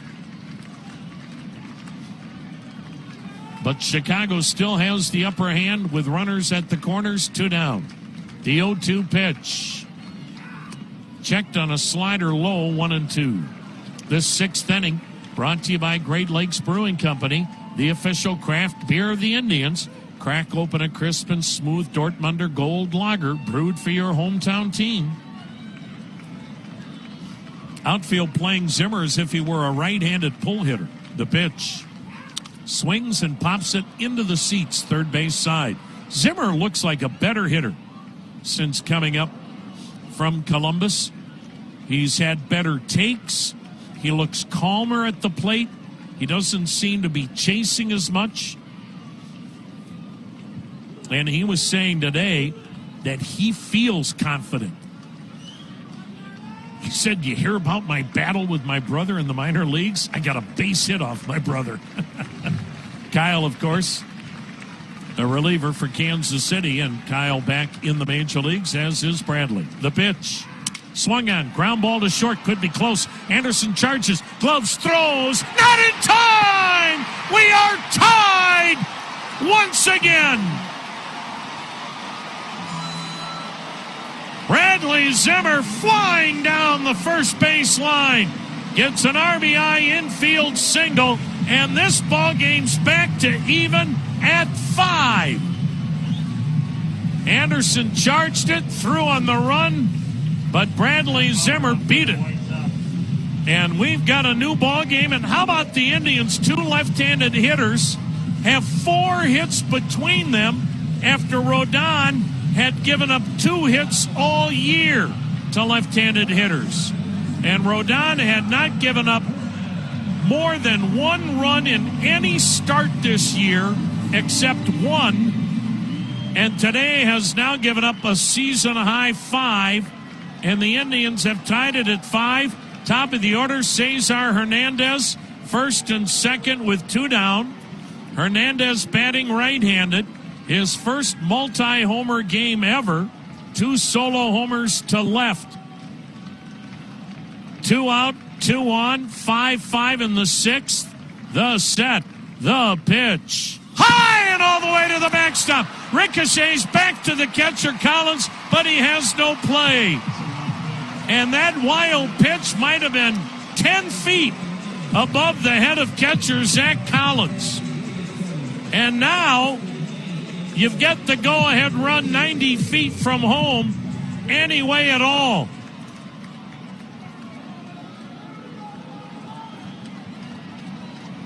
You think Rodon might be a little bit rattled.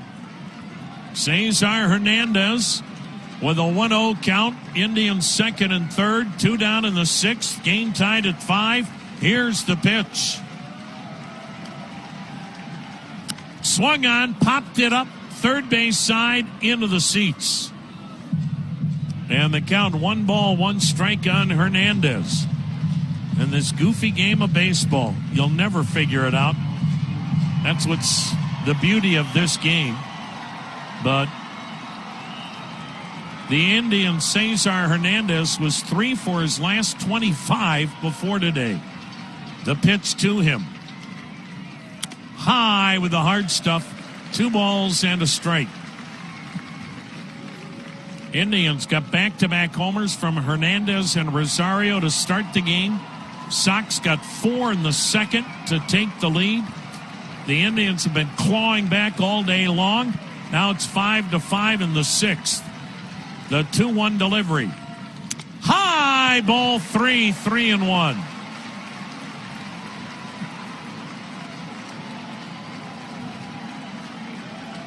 Shadows from the light standards above the third base roof have creeped in just in front of the batter's circle area on the grass leading toward the mound, but still not a real issue for the hitter. That'll change in game 2. Now the 3-1. Swung on, bounced toward third, foul. And the string is out. Full count on Cesar Hernandez. Carlos Rodon, who's had so many quick pitch innings, 19 pitches this inning. That's the most he's made in any inning. Indians tying it up on Bradley Zimmer's 2-out infield single. Zimmer at second, Rivera at third. The set, the pitch. Swing and a foul at the plate. Jammed him with another slider. And the string stays strung out at 3 balls and 2 strikes.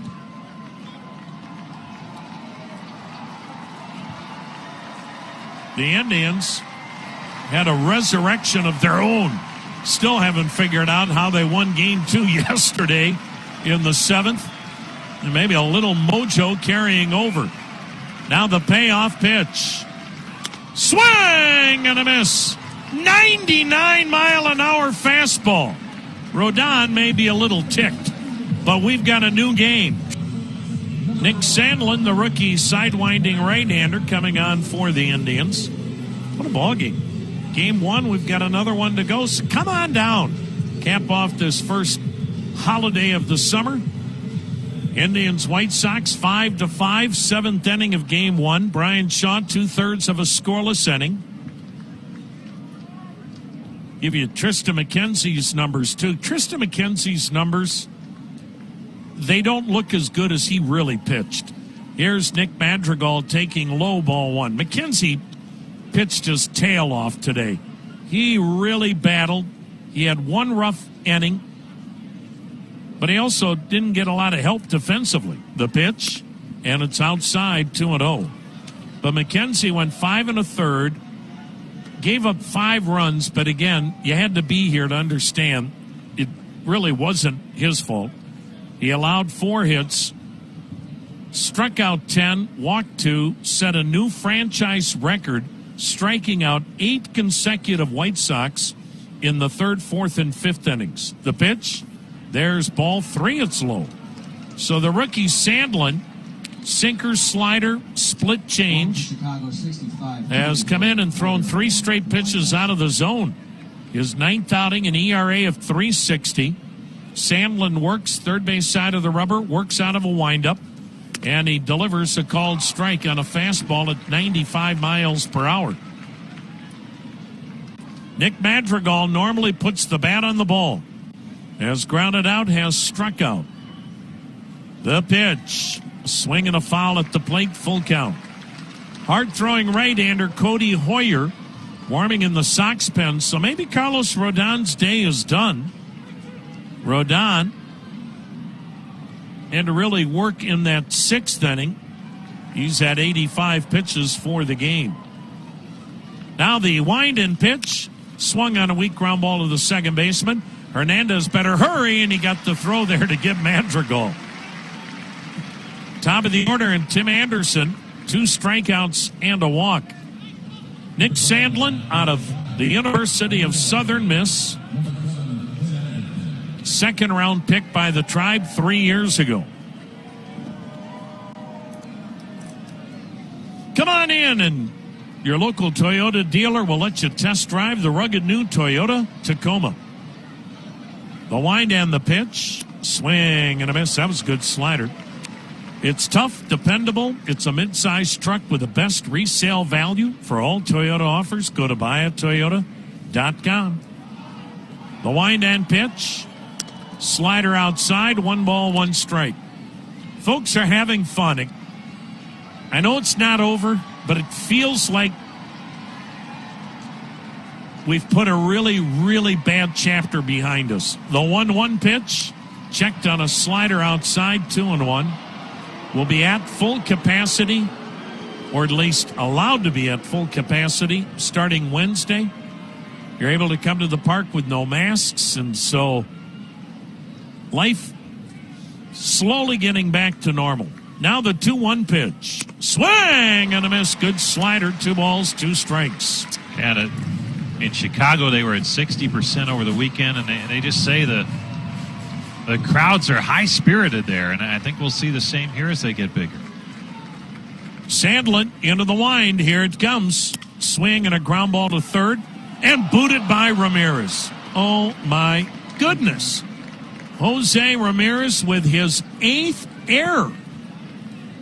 That ball was as routine as they get.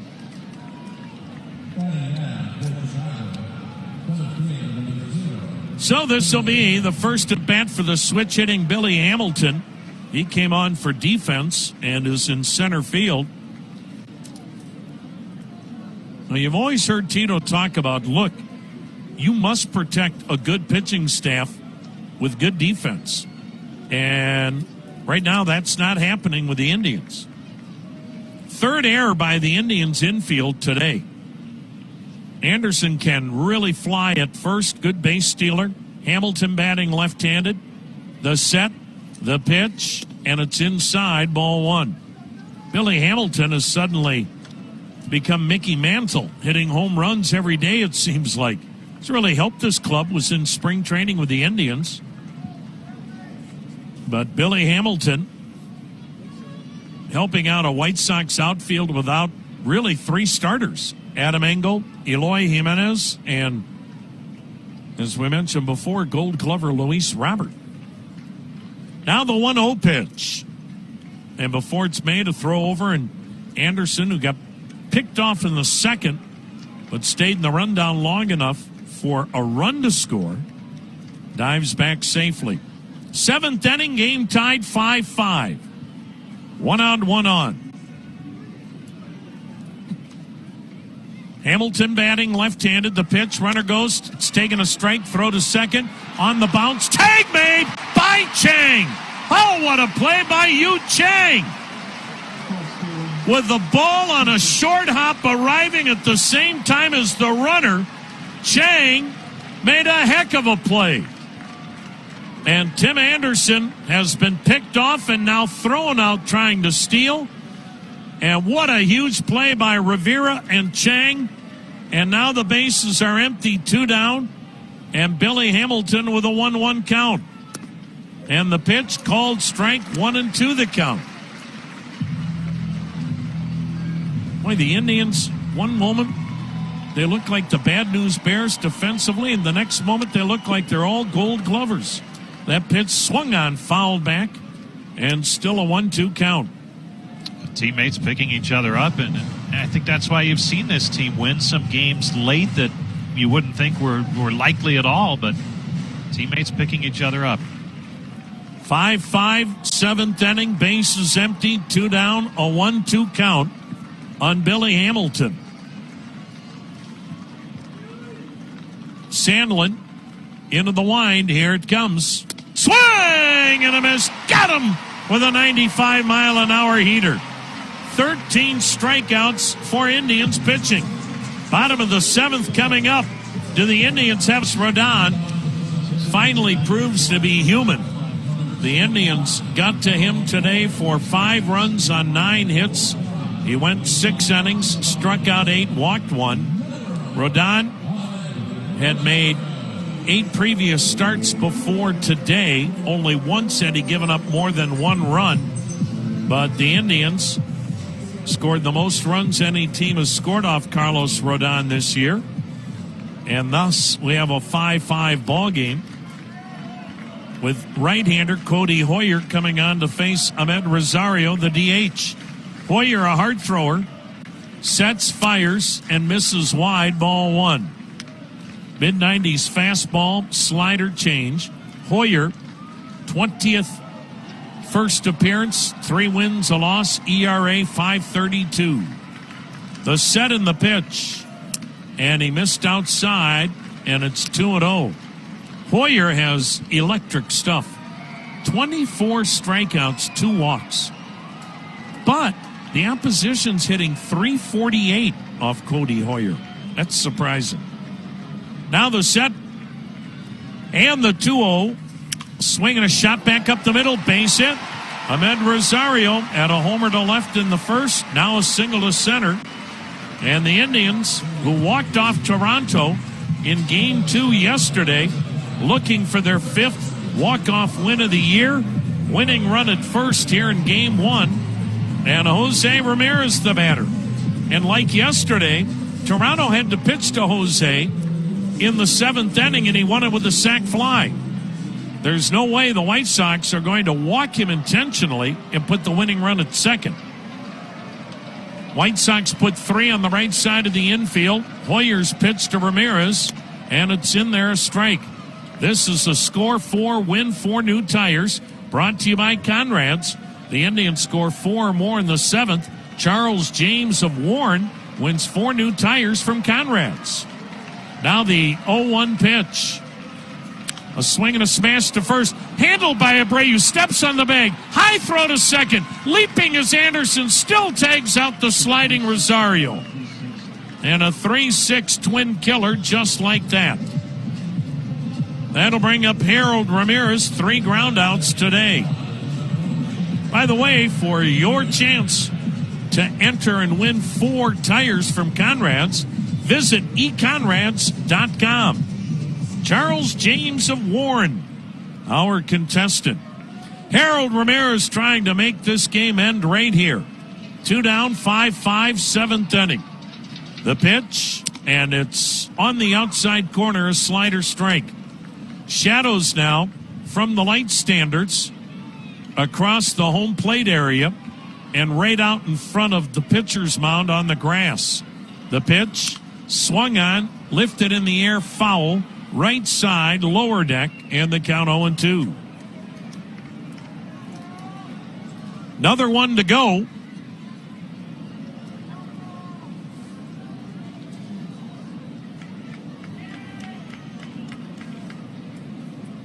Been a doozy of a Game 1.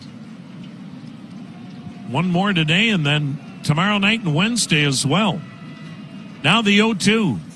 Swing and a miss, struck him out with a fastball in on his thumbs, and we've got extra innings in Game 1. 1 tied at 5. Billy Hamilton made the last out in the 7th, so he'll be at second base to start the 8th. Yohan Moncada, switch hitter, batting left-handed. Nick Sandlin, another good outing, scoreless, struck out a batter. Now Karinchak with the Little League numbers, checks second. Another look and the pitch, and it's a little wide, ball 1. This is like a best-case scenario if you're the White Sox. The guy you'd want starting the inning at second is Billy Hamilton. Karinchak's a guy you can run on, And if you're not careful, he'll swipe third. Moncada today, 1 for 3 with a single. Indians shift 3 to the right. The pitch, it's swung on and missed, 1-1. Here are Karinchak's numbers, and these are hard to fathom when you think how good these hitters are. 42 strikeouts in 22 innings. He's given up 4 runs on 6 hits.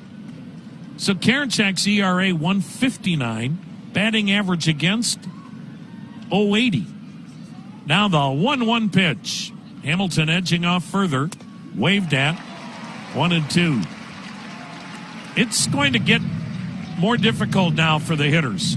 Shadows from those light standards above the third base roof covering the home plate area.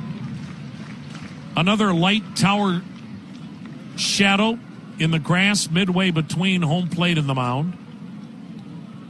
Now the set by Karinchak and the 1-2 delivery to Moncada. Runner goes, pitch is swung on and fouled, and again he had a great jump. You just can't forget about him. 1 ball, 2 strikes. Hamilton kind of in a league of his own when it comes to being able to steal a base. Karinchak slow to the plate, high leg kick. Chicago, 5 runs. They only have 4 hits. No errors, 3 left. Cleveland, 5 runs, 10 hits. 3 errors, 5 left.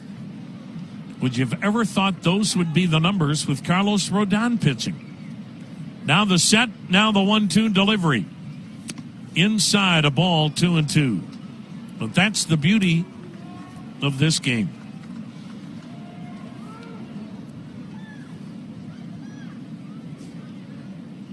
Another one to go. Cal Quantrill and Jimmy Lambert. The matchup, 40 minutes at the conclusion of this game.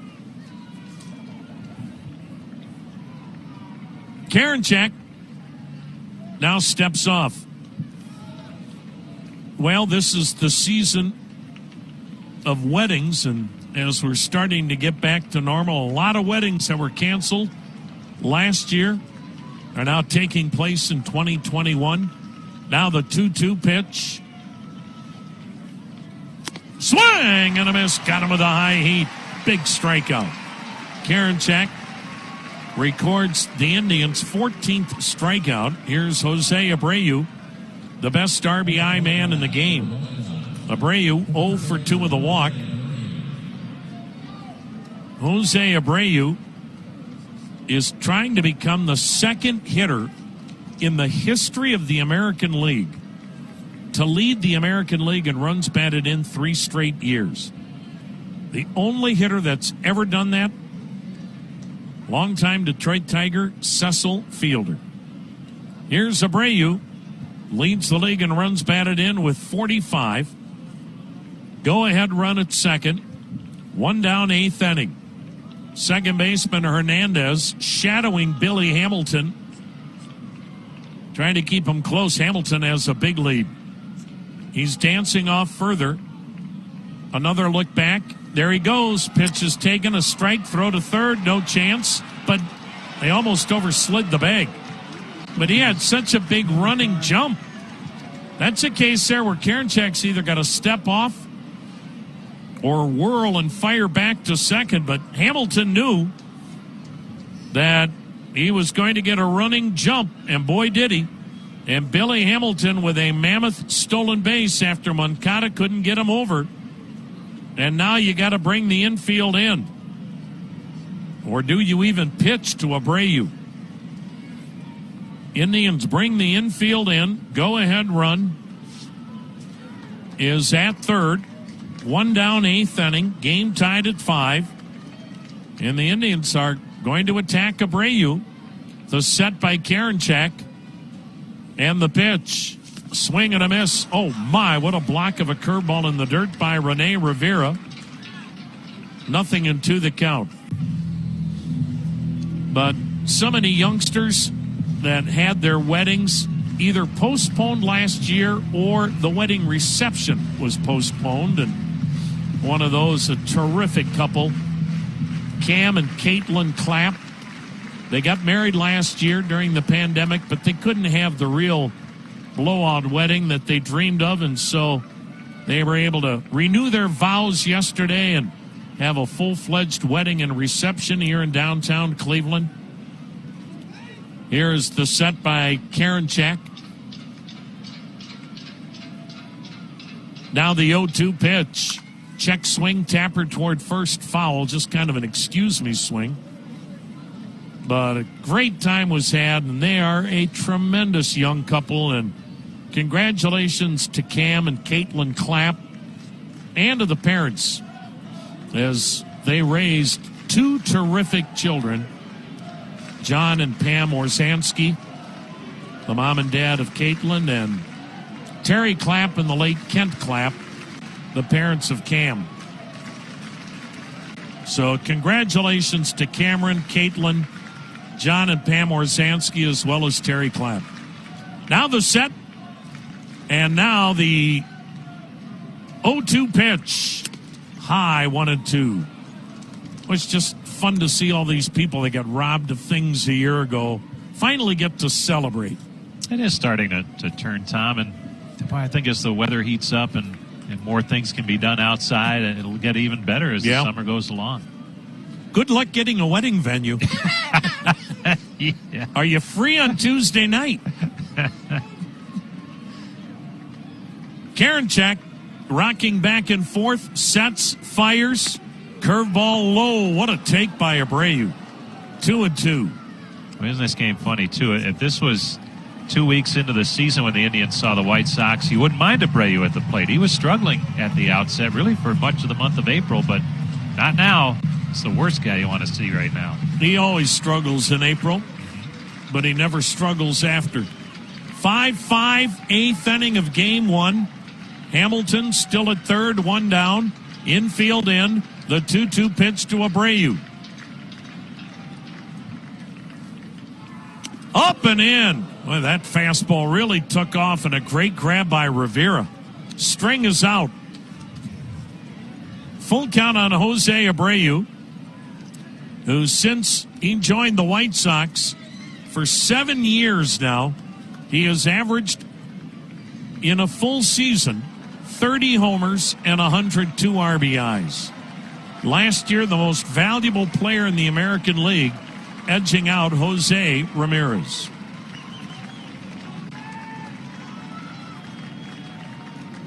Again, the set and the 3-2. Swing and a foul back. Went after him with the hard stuff, and we'll do it again at 3-2.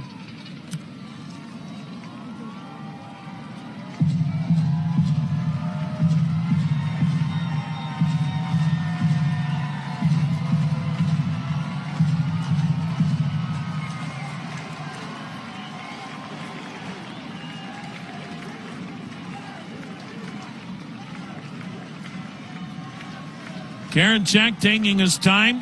He's ready. Here it comes. And Abreu swings and lines one to left. This is going to get near to the line. A sliding backhanded catch by Ramirez. But tagging and coming home is Billy Hamilton. Sox lead at 6-5. And that's why this guy, for the third year in a row, is leading the American League in RBIs. He just finds a way to drive a guy in from third. And you can have all of the numbers you want. When it comes to baseball, nothing has ever changed. The guy driving in runs is the guy you have to have. They're a special breed, and that's Jose Abreu. The sacrifice fly to left gives him 46 RBIs, and the Sox back on top 6-5. Here's Yermin Mercedes, 0 for 2. And he takes, and it's in there, a called strike.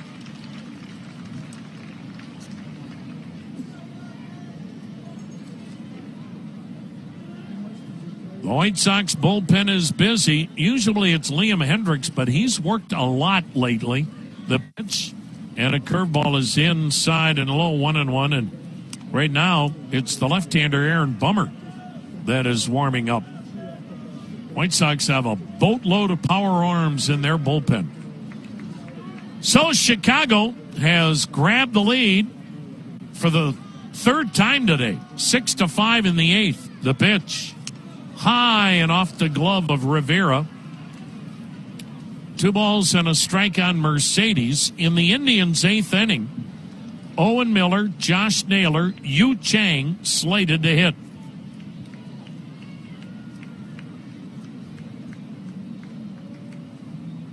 White Sox have scored a run in this eighth inning without the benefit of a hit because of the steal by Billy Hamilton. Karinchak misses up and in. Ball 3, 3-1.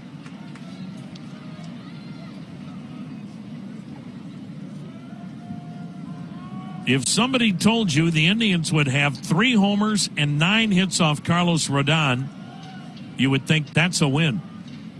The 3-1 pitch. Ball 4 way outside. So Karinchak loses Mercedes. Now Adam Eaton, the batter. Eaton today 1 for 3, a double and a couple of strikeouts. 6-5 White Sox. They've got a runner on, 2 down.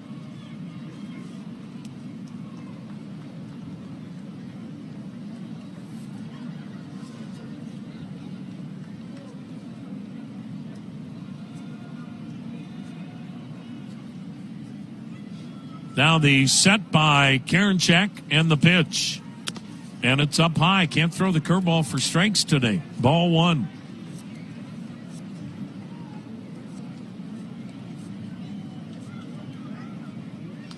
Boy, the Angels have lost another pitcher. Jose Quintana, shouldering from inflammation on the IL. Eaton sends a drive, deep right center. There she goes. White Sox blow it open. Eaton, a 2-run homer to right center off Karinchak, and the White Sox now lead it 8-5. Eaton's 5th home run. Boy, he hits Indians pitching. And Karinchak has given up his 3rd home run.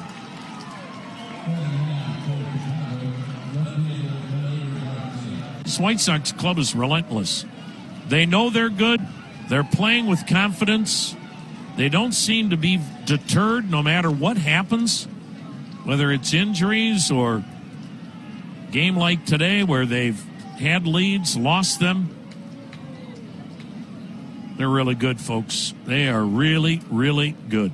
The pitch, and it's swung on, fouled back by Leury Garcia. 1 for 2 with a single and a walk.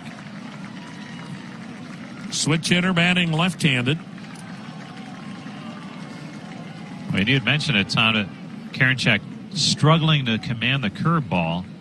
Now the pitch, and he fouls it in back of the plate. 0-2 the count on Garcia. And Eaton, a veteran hitter, waited and got a good fastball to hit and drove it out, and that's why there's so many good veteran hitters on this team. They'll make you pay if you don't have all your pitches working. The next delivery, swung on, a looping liner to center, another base hit. Nobody warming in the Indians' pen because you've got another game to go, so Karinchak's not pitching in the second game, so he's got to figure out a way to get 3 outs. And here comes Indians pitching coach Carl Willis. So the White Sox with the lead, 8-5, getting 3 off Karinchak this inning. The 1 run is unearned. That's the run that scored initially when Billy Hamilton starts the inning at second base. Milwaukee walks off Detroit today as the Brewers in 10 innings beat the Tigers by a final score of 3-2.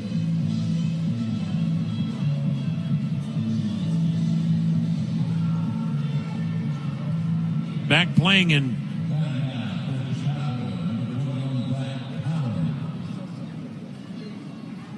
they're back playing now all over except the National League, which has a limited schedule.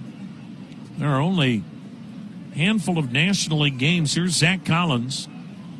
Shift to the right, and Collins sends a weak ground ball into the shift. The shortstop, Chang, will throw him out. But the White Sox score 3 in the 8th, and they lead the Indians 8-5. Indians have And the White Sox lead the Indians 8-5 in the bottom of the eighth. Bummer, 21 appearances, no wins, 3 losses. He's blown all 4 save opportunities he's had. So he can rectify that today. ERA 3.66. 27 strikeouts, but 11 walks in 19 innings. Bummer, a part of a bullpen full of flamethrowers.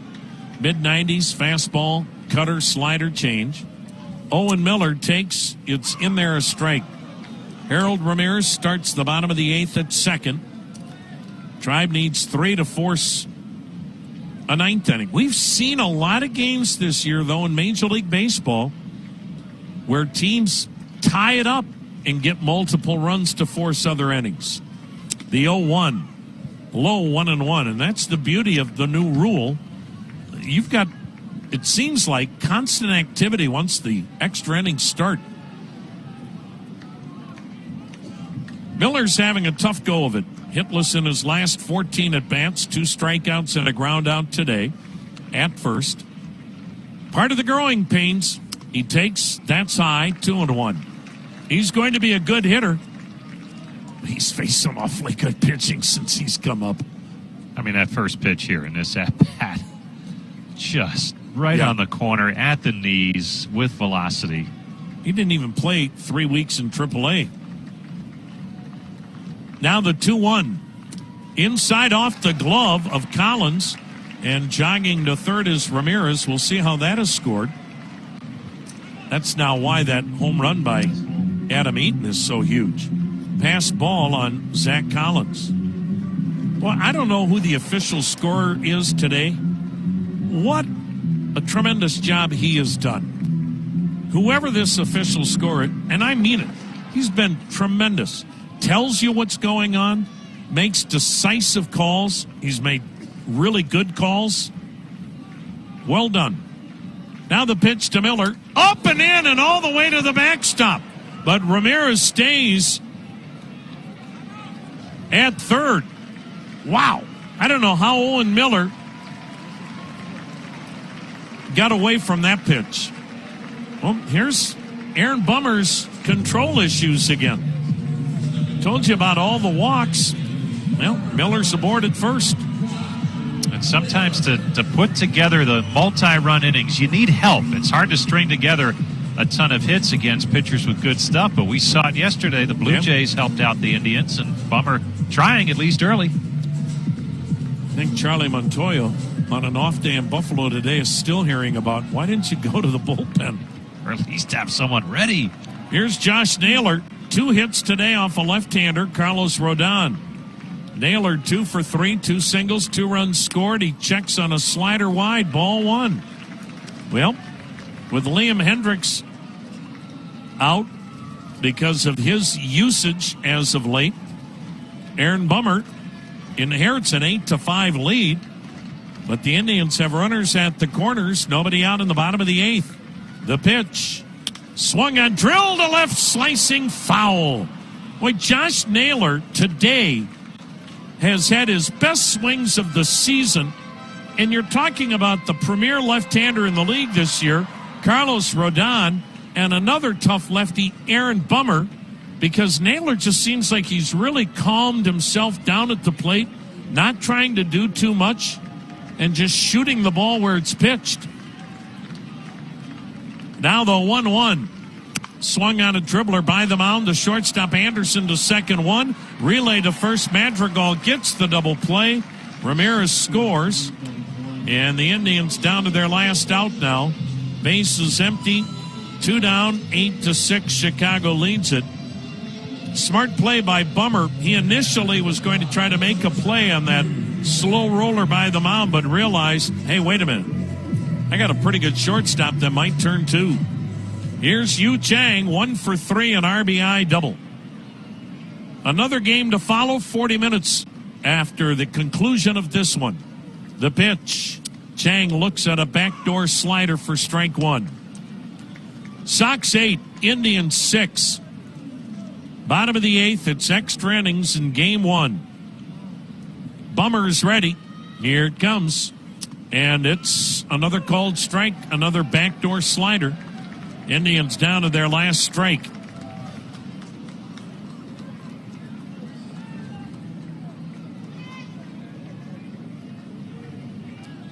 Bummer out of the University of Nebraska. The 0-2. Swing and a miss. He stayed with a slider, struck out Chang, and the White Sox prevail in Game 1. It goes 8 innings, and Chicago beats the Tribe 8-6. Earn $300 with everything checking from Dollar Bank. Then do your thing. I can get our new baby a fuzzy blanket to sleep on. Everything checking has